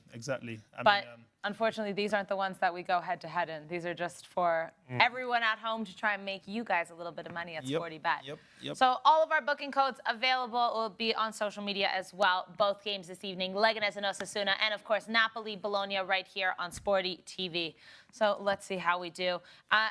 Also, Milan picking up points, 2 points in a row against Inter in the Coppa Italia and against Fiorentina. Alex, these are both big teams. Milan, maybe... It's so funny how the standards have dropped because we're talking about Manchester United and now it's Milan. Milan definitely happy to get a point out of this one, especially because they were down 2-0 to Fiorentina. Yeah, and some brilliant saves from David De Gea, and understandably now Fiorentina want to, well, give him that contract extension. Moise Kean getting a spot, I think, in, well, I'm sure we'll come on to it, but a spot in, I think... I have my reasons, because it was there, he was there. But no, I think Fiorentina, they played really well. I think a positive result for AC Milan, given the table. You look at them now, they're 48 points. I don't think a top four is a little bit beyond the realms of possibility with just 7 games left. They're 8 points behind Juve. Juve starting to turn things around a tiny bit, obviously with the draw against Roma. Bologna playing really well. I think it will be too much for them, but who knows? They could make a late run for a Europa League spot, a Conference League spot, and I think a positive for them that they didn't lose to a side in Fiorentina who have been quite strong this season. Yeah, I agree. I think it's going to be a very, very long summer transfer window for AC Milan. They need some. Although I did one positive, and I don't want to put a bias on this in any. Oh, Tammy Abraham scored a goal. Tammy Abraham, the English fans scored. No, linking up with Christian Pulisic as well. I know. It was good to see, and no, it's good for Tammy for sure. I think a lot of change needs to be made at the San Siro this summer for AC Milan. And some outgoings, some incomings, and a lot of change in every sense, I think, is needed for them. Yeah, absolutely. Okay, it's time for my best 11 of the weekend. But some of you guys requested a worst 11, so I'm here to deliver that as well. Again, remember, this is the best 11 only from the weekend, not last week, not the Copa del Rey, not the midweek Premier League. This is just from the weekend's matches, and this is from the entire world. So, lots and lots to take into consideration here. Let's start with the best 11. All right. Starting in the back there, Flecken from Brentford. Alex, I'm sorry that you have to see that one, but he had a brilliant match for the Bees against Chelsea, and I'm happy to put them there. I mean, you mentioned De Gea could have been a shout, but not too many keepers that I saw had brilliant performances over the weekends, because we did happen to see a lot of goals I felt this weekend. I'm sorry though. I don't know. I didn't really see Flecken, but one person shockably, if that's Shockably. Or Shockingly. shockingly, shockably and shockingly, whichever one it is. That word now. No, I mean it should be in the dictionary. was but shockable. they should give me credit though, like ClintonCod. We have honorable mentions. Okay, okay. So No, who? honorable He mentions. wants this word in the dictionary. No, but I feel like I wanted that word to be in the dictionary. Okay. That's why I meant shockably. No, yeah, he actually sounds good though. You're the Englishman. I'll have a word with my colleagues over at the dictionary Get corner. out. Get out. But I think Sanchez surprised me, of Chelsea. Wait, did you see what Chelsea game? Yeah, I mean, he did, I feel like since that he guy did has his gone job. bold. He did his job. No, but exactly, he didn't do like Sanchez.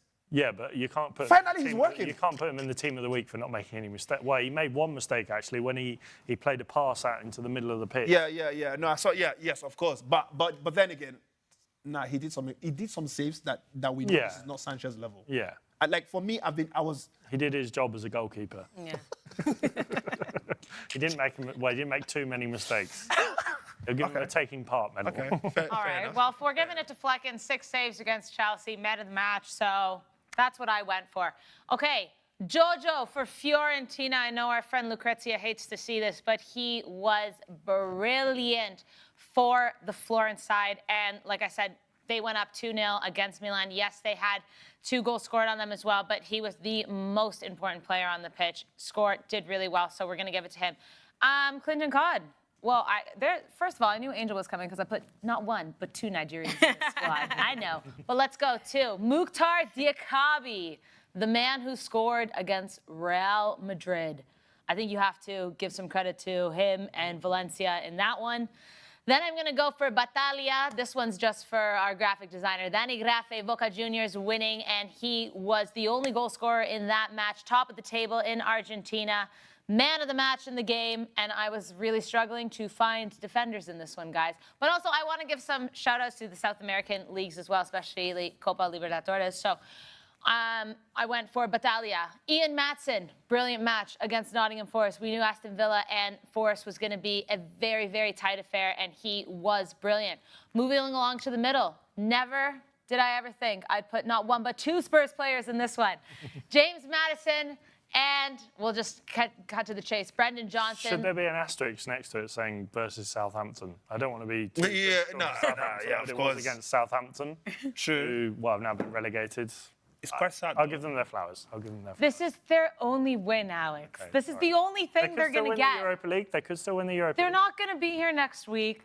Let's just give it to them. Okay. James Maddison, Brendan Johnson, both brilliant performances against Southampton, as Alex really wanted to mention. Vitinha as well, clinical for PSG, as we mentioned. They won the league over the weekend. And I wanted to put Desiree Doué again in here, but I thought try and switch it up. I mean, there was a shout for Jules Koundé in Dodo's position. He just played, by the way, his 100th consecutive football game. Hasn't stopped. Koundé doesn't stop. Wow. But I'm trying to switch it up as well. I'm trying not to go for the same players. We know that there are some players that are week in, week out brilliant, but we're trying to switch it up.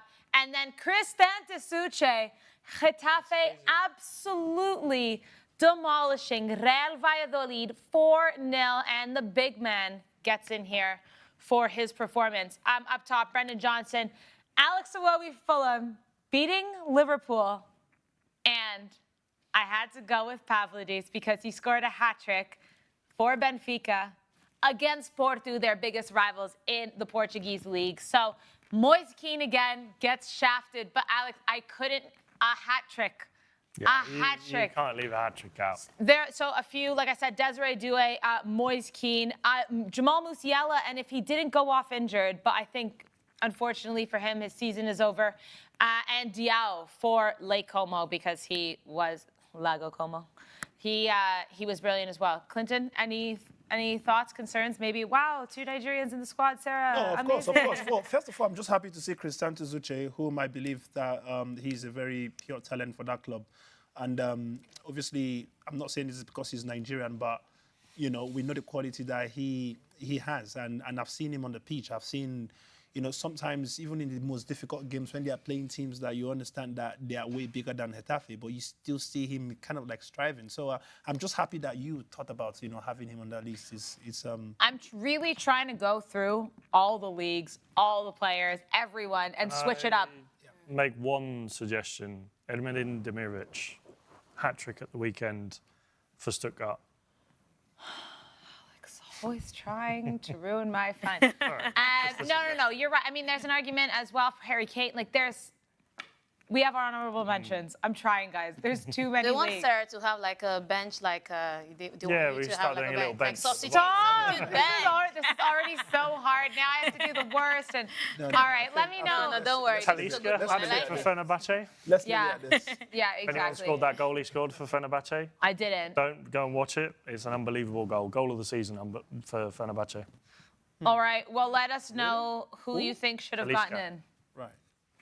All right, now let's have some fun. The worst team of the week. And yep, you might be surprised with some of them. Let's start from the back. Has to be Ferreira for Real Valladolid. We just spoke about how Getafe battered them 4-0.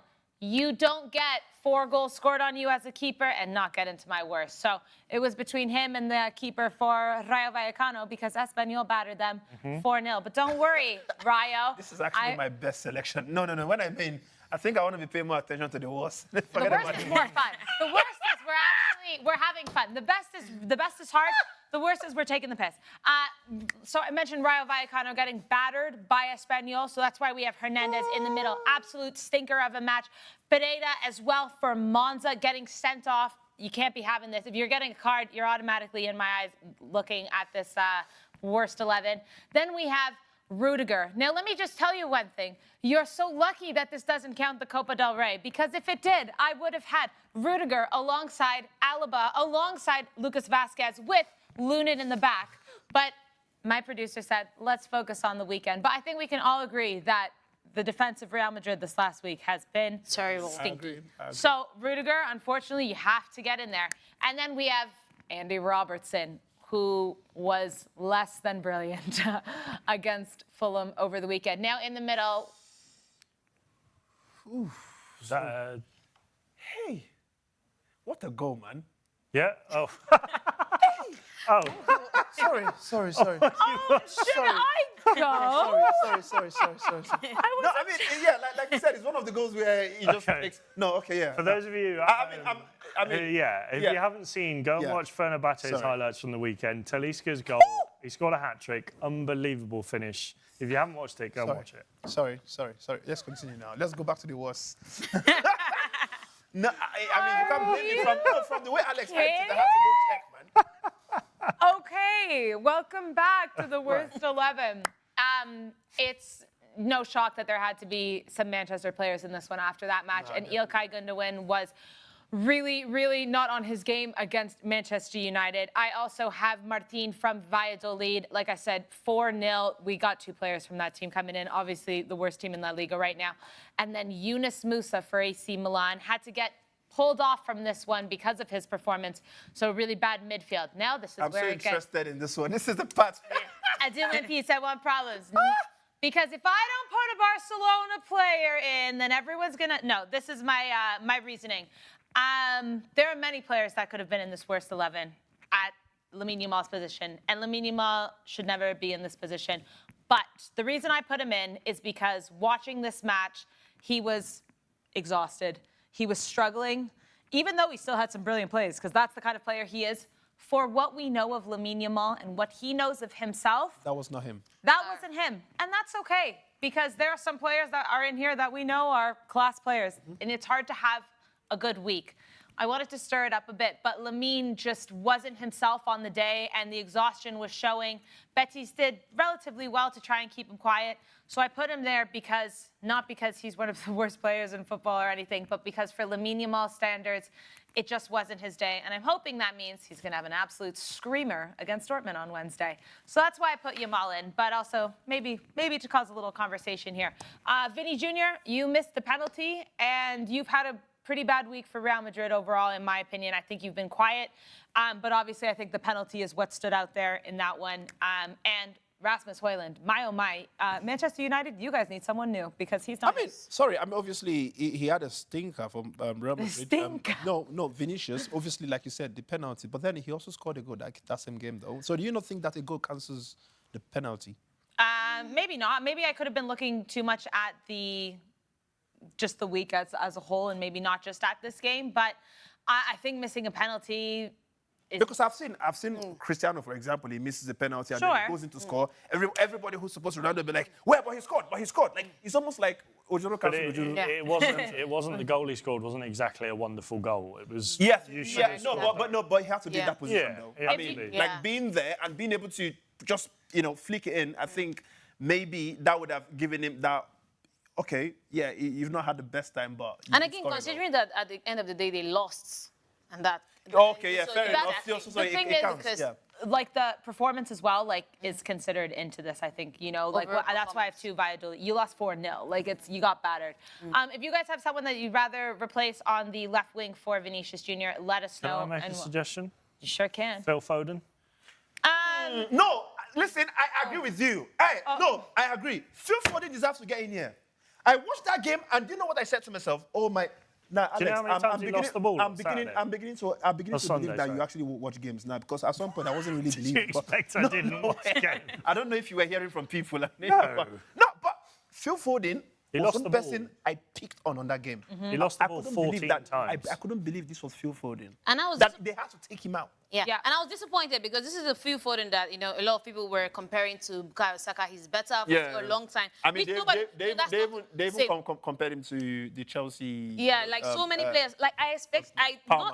I feel like he has not even stepped up to the level that, considering his potential when he broke into the Manchester City setup, he's supposed to be doing better right now. Like he's supposed to be like the fulcrum of that team. Yeah. Like the main one of the key players in that. He team.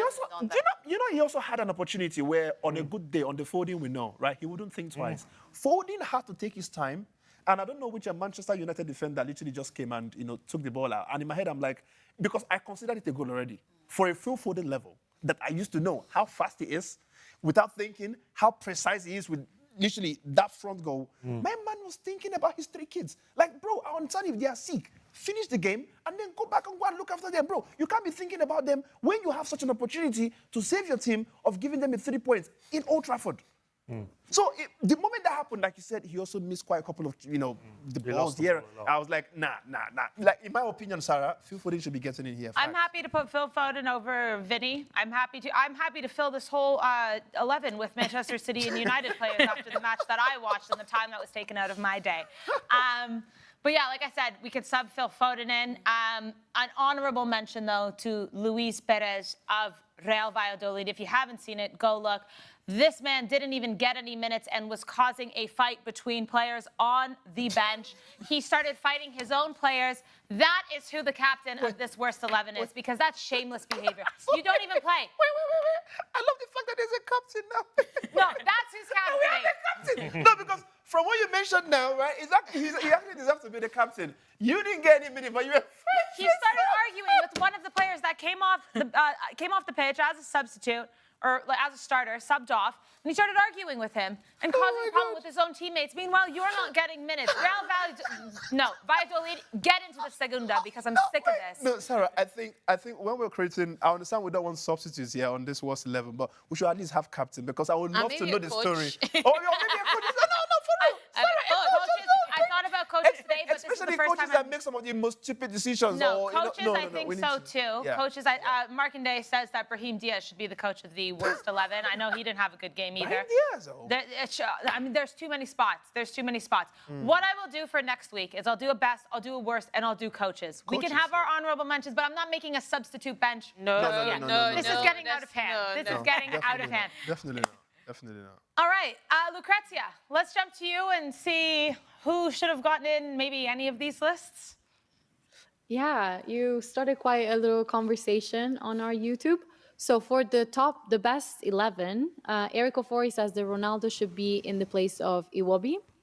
Then Bizarre said, I do not agree. It's sad to see no Liverpool player and saying he wants to cry. I guess he's a Liverpool fan, but they haven't performed But well, Liverpool so. lost their game, man. Who's talking about Liverpool? Exactly.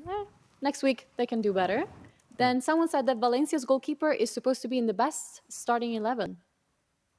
I You don't know about what? guys. Somehow, I would take that one because I think he wasn't too bad. You know, I kind of felt like I had a good game. Obviously, they won their game, but you know, I didn't see the keeper that we chose. I didn't watch the game, so I can't really tell. But Valencia's, you know, keeper, I think Yeah. he wasn't game. bad at all. Yeah. I think because I already had a Valencia player in there as well. Yeah. And if you're going to give it to someone, you have to. That's the other thing. Please remember, I try to not. I know I put 2 Spurs players, but last week I don't think I put. Maybe I had Lamine and Koundé. But I try not to put more than 1. Try. We also had 2. You've only got 11 players. Like to pick. one- It's just, guys, it's all over the world, okay? It's not just Europe. Like, it's. I'm tired. I'm so tired. It's hard. Then we also have comments for the worst players. So someone saying the worst 11. So you know how you guys were talking about coaches? Someone saying that the worst would be Hansi Flick. There's 2 comments that agree on this. I don't know if it's simply because they The tied. fact that he didn't even lose his game, I don't think he deserves. I don't think he Didn't make any, Yeah. like. Maybe that might be an angry Barcelona fan. No. Oh, no, or a Real Madrid fan. Yeah, I don't want to Maybe. say. Let's not Definitely a Real pretend. Madrid fan. Facts. Then we also have someone saying that Brahim should be the captain of the worst 11 team. And someone's asking you, Sarah, why is Robertson there? Did you watch the On the match against best. Fulham? He was shocking. I mean, us I know could if put you watched Konate it. in there too. Konate wasn't good. He got pulled off in that game. But Andy Robertson did not have a good game. I mean, there could have been several Liverpool players in this. But again, I'm not trying to put a lot. And I think Andy Robertson might have had the worst overall performance then. I mean, Szoboszlai was pretty poor too, but I think he was the worst one on the day. So that's the reasoning. There you go. There you go. Go. That's it. Question That's all answered. we can do. We go again next week.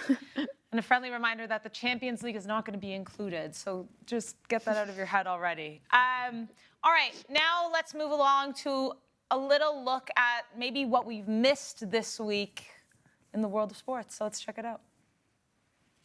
Today's edition of All Around the World is packed with transfer drama. The window's creeping up, and the rumors, they're getting spicy. So let's get into it. First up, Alexander Isak, Newcastle's goal-scoring machine, is officially on everyone's wish list. Liverpool, Arsenal, and even Barça are circling, but he's locked in till 2028. So unless someone drops close to 90 million, don't expect him to budge. Next up, Dean Howson, only 19, but this Bournemouth defender is already turning heads at Real Madrid and Liverpool. He's tall, he's composed, and a beast in the air. His release clause is about 50 million, but not active until next summer. Will clubs wait or act early? Tyler Diblin, remember the kid once called the next Gareth Bale? After a quick Chelsea detour, he's back at Southampton. Now championship clubs and even some European sides are watching. Could a comeback be on the cards? Over in Germany, Xabi Alonso's coaching stoke is sky high. Real Madrid are keeping tabs in case Ancelotti leaves. He's got a deal until 2026, but when Madrid comes calling, who really says no? And finally, the wild card, Lucas Vázquez. With his Real Madrid contracts expiring in June, Saudi clubs such as Al Castilla, managed by his old teammate Michel, wants him. No renewal in sight, so is the Saudi switch really happening? Transfers, takeovers, and touchline twists. This summer is about to blow up. Who's packing their bags? Who's staying loyal? One thing's for sure, you blink and the whole game changes. All right, well, let's welcome Nua to the show. And Nua, where should we start in this one? Well, since we're on the topic of Real Madrid, how do you feel about Vázquez leaving Clinton? Probably leaving. Clinton will walk him out. I mean, it's not one of those losses that you will feel like, oh my God, we're gonna miss you. Obviously, he's been in the club for quite a while, and he's done his bit, you know. And for me, I think the sad part about Vázquez is the fact that he's ended his career in Real Madrid on the position where it's not natural of him. You know, Vázquez has always been a forward player. He's always been the guy who would always be in that, just around that 18-yard box. You know, when you look at somebody like Ibrahim Diaz, I also find that slight DNA in this Lucas Vázquez. He walked so Brahim Diaz could run. Sorry? He walked so Brahim Diaz could Well, I know, absolutely, 100%. Yes. I think that's even a better way to explain it. But I don't think he's that player that, you know, everybody would cry and you got to give credit to him, though. Of course, he's been in that team. He's been captain of the team as well. Like, Do you think it's just that he stayed for too long? Maybe he could have gone somewhere else. Probably, actually, maybe yes. retired earlier. Maybe not retire early, but there are so many clubs that he could have maybe gone to express himself even more. You know, you could clearly see that there's still a lot he has to offer. You know, he's not that old. I don't know how old. 33. Lucas Vaz is 33. Damn, he doesn't even look it, to be honest. By the end of the season, he will probably reach 400 games for Real Madrid. I mean, which is literally a lot of games, you know. So I think it would be emotional for Real Madrid. That's a lot. That's a long time. That's a long time. You know, one thing about him is this, he's a utility player. You know, he can play like in the right back position, wing back position as a 7. Yeah. So he's going to be greatly missed. You would not understand until he leaves, like how much he brings to the team, like from the substitute bench, when you need that reinforcement in attack and from the wings. No, of course. And we need to show him some grace because obviously he's playing the position he's playing today because Carvajal got hurt. And he's stepping up. No, of course, absolutely, and yes. we need to show him some grace for that, and I think he's done wonderful things for the team. Definitely, I think when you look at that Real Madrid squad, there are only a few players that you can say, you know, when let's say the right one of a wing is gone, there are a few players you can say, okay, leave your wing, come. Say, for example, obviously, everybody knows the best player in Real Madrid, we would always mention him. Federico Valverde. And then even sometimes somebody who tend not to be mentioning a lot of the time is Tchouaméni. Like, whether you like it or not, Tchouaméni is the guy whom sometimes he's playing in I don't know whether he's been in the left or right back, but he's always playing that centre defence. He's in the mid, like, you know, there are just a few of them, and Lucas Vázquez happens to be one of those. Yes, he might not be the best right back, but you know, when he's been there, he's been a very good cover-up, you know, to, you know, cover for whoever is not there. So, yeah, I think, and now with like Trent you said, possibly coming, do you feel that Vázquez doesn't have, like, even if he wants to stay, does he still have a spot in the team? For Real Madrid? Yeah. I mean, in my opinion, I think Vázquez's time is gone for Real Madrid. If I was him, I wouldn't even stay. I think he's done what he can do for the team. At this point, he should be looking for a team where he's going to be, you know, the star man or whom people are going to defend. The Saudi Arabia. No, that's what I'm saying. Get the money. Just go to Saudi and get in the cash. Listen, but that's what I'm saying. Though. Yeah, Do you think I was talking about him going to Liverpool or going to Africa? Of course not. I was thinking about going to Saudi. This is the time. Just get your retirement benefits. Yeah, of course. Or if he wanted to be, and you guys might have already realised that I like a story in football. He's from Galicia. Deportivo La Coruña playing in the 2nd division of Spanish football. Wow, Lucas is losing Do you his see mind right now. A little retirement, you know, soiree, I don't know, just to venture into 2nd division football for a year, just go. Well, I think you should go and get go to Saudi first, and Get then the come money. back later to the home. Just come there and retire at his home. But I feel like he's still. He's at the point where he has never even been like a star player ever in any time. He's always been like that substitute player that you need to have that extra man in the bench just to come and reinforce attack and then fill up spots where nobody can. We've seen the likes of Nacho do it. We've seen Alaba do it as well. Even not with Real Madrid when he was a Bayern as well. He's played as a left back. He's also played as a wing back. He's also played as a centre back. So he's a utility player, but he just never cemented his spot in the Madrid team. Yes. I mean, which is why when I was speaking about him, I was saying he's not a player that everybody would be like, say for example, if you heard today that Vinicius is leaving, right? Yes, of course, we have a Kylian Mbappe who would always take his rightful position, but, you know, you will still know the kind of impact that Vinicius has had with the team. We know there's history, you know, the times where he was played with Benzema, the whole issues that was going on there, you know, becoming the main point man for Real Madrid. When you mention Real Madrid, you cannot count how many fans that came from different parts of the world just to come see Vinicius play. If he decides to announce today that I'm leaving Real Madrid, of course, if there's going to be some crazy opera, even Benzema, Cristiano, like, you know, there are players who But can say Lucas might not have that, but he's a team player, and I think in today's squad, we still need that, someone who's a team player, someone who will lead the team. And because now we have all these big stars, and Trent is coming, it's probably coming, so another big star. But Lucas Vázquez is one of those players where you're like, oh, he plays for the team. He doesn't care about his shine. He cares about the shine of the team. Do you think maybe that will go with him and he will maybe... For me, I wouldn't really say he's... I just think Lucas Vázquez is doing what is asked of him on the pitch. I don't think he's the one whom we would classify as everybody plays.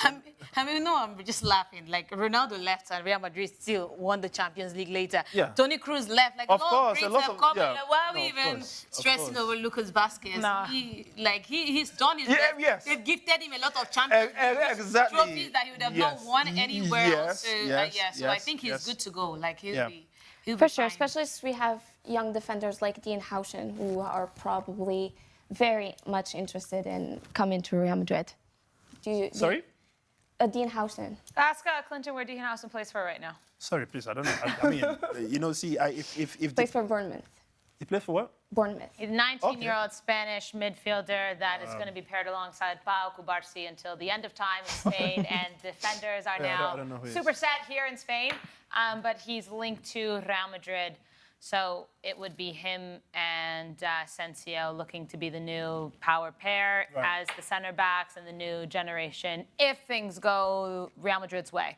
So this is the rumor right now. Okay, well, until I start watching him play and week in, week out, I would be able to. You know judge what? from At least there. he's honest. You he's watch honest. him. Watch him even just 20 minutes, and you'll think, my He's- God, this It's guy's amazing. good. Oh, really? Yeah. So would I have exactly the same feeling I had for Ari Kelly? For who? Oh my God. How did we get here? O'Reilly.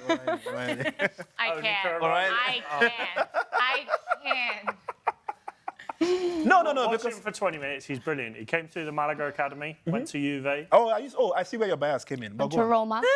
No, yeah, He went to definitely, don't worry. Roma, played on loan there, played a couple, I think around 15 or so games, signed by Bournemouth. He's got, I think the release clause, as you said, comes into fruition next summer.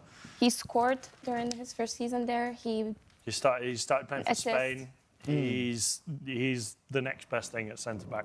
Okay. Well, He's second. exactly where Pau I'm Cubarsí By the way, is- at some point, are we He's- speaking Pau about? Cubarsí is ahead of him. Sorry, It's like- because could I'm be better. just looking at could our be, time, but right? I could also be a millionaire. Are I'm we not. are we not speaking about the fact that Kevin De Bruyne is leaving Manchester City at some point too? Yes, we'll talk about it. No, because we have only like, How many minutes do we have? 5 minutes. No, we have 3. Go. No, I didn't know if you had finished with your news. I mean, this was for No, you. no, huh? you go. You want to talk about that? I'll let you have your. No. KDB's gone. That's it. I He mean, said. I feel emotional though. I think it's the way that it's happened because we've seen him as one of the best midfielders of this generation. He's won everything, but it's this season has been so poor. Obviously, he was injured for most of it, came back, wasn't the same KDB. City's not the same city. So I think it's the fact that he's leaving on these, pretty Low, depressing on a low, terms. yeah. So apparently he's linked heavily to MLS, actually. Oh, really? I see him For in real? that NYCFC, that little Etihad sibling relationship that Man City and New York have. That's just my opinion. Maybe it's because they're both in that baby blue, but he could follow the footsteps of Pirlo, Frank Lampard, and David Villa, potentially. Or we could see him going to Saudi, Alex, who's to say, but MLS would be fun. Hang out with Messi and co. If I was him, I'll be going to Saudi. Me, it's all about the money now. Shock. Honestly. I think he still has so much to give, honestly. If he's able to get, he still has so much to give. Of course, he's not playing at the same level that we know him to since after his injury. But if he goes into the MLS setup, he's just going to fit in seamlessly because the level is not as it is in the English Premier League and it's not as physically demanding as it is. But you don't think it's the same with the Saudi? I Because think for- that, no, well, as because right much now as it's money, you is know. like because that's how the most time seems like a retirement plan for most people. Yes, of course it is. But Not like yeah, it seems. exactly, It was- it is. exactly. So I don't think he's at the point where he's looking at retirement soon. KDB. Like I don't know, maybe in the next looking at 5 years. retirement. I think. KDB should be retiring. Like, I mean, Well, what he's I'm gonna saying. have play, he his- wants to play at least, so he still wants like competitiveness. Yeah, but MLS is another retirement plan, depending on your. yeah, but MLS is better than It's Saudi. like still Like, like it's more not even competitive. comparable. You understand? MLS has more standards in terms of football than Saudi. 100%. They have the links to South America. I think there are people that will not agree with that, though. And that's a lot great. of people, in my But how opinion. do we measure it? How do we know if one league is? How better many than people are watching the Saudi league? Yeah. How many people are watching MLS? There you go. Saudi can't even fill up. They can't even fill up stadiums. Ronaldo's at the stadiums. They can't even fill them up. No, I know. They're not even going, I and actually they asked, live there. I tweeted this stuff the other day. No, you know, this, like, I and was this like, is what I'm talking about. Listen, if by all Ronaldo had means, money, go get the bag. But MLS, they have some sort of fandom behind. Yeah. There's a little bit more history there. They have players coming from South America who then tend to go to Europe. Sometimes they do that trek. I mean, listen, for me, it's not even a comparison. MLS, I mean, when we compare it to Europe, obviously it's so much smaller and it's not competitive in those sense. But compared to Saudi, there's more about it. So I feel like if Kevin De Bruyne wants to still play I know what you're saying. Some level of Some competition. level, It might be yeah, small, some level. but it's I feel like something. he's still young. He still has so much to give. He still has. I know you probably don't have time to go to Lucrezia before our time finishes, but Read look it. at this marking Read this it. last comment. They say, but the Turkish league is worse than the Saudi league. So basically, saying the Turkish league is a real retirement place. Just put it in your chat box. Horrible. I think that's some next. This guy could be sued, man. Yeah. Who knows? Well, we're going to leave it on that because we do have to go. Just a friendly reminder, Bologna-Napoli on Sporty TV this evening. Right now at Sporty Bet, Bologna to win 2.91 and Napoli to win 2.86. So this one is going to be cagey and a very, very tight affair, so make sure you stay tuned. Leganes and Barça this weekend, guys. We're all going to be there, so it should be a great match. And Champions League is back tomorrow. Real Madrid taking on Arsenal. It's a big one. So we'll be back tomorrow for the watch-along. As always, until then, everyone, enjoy the football. Real Madrid tomorrow. Arsenal, you are in trouble. Boo!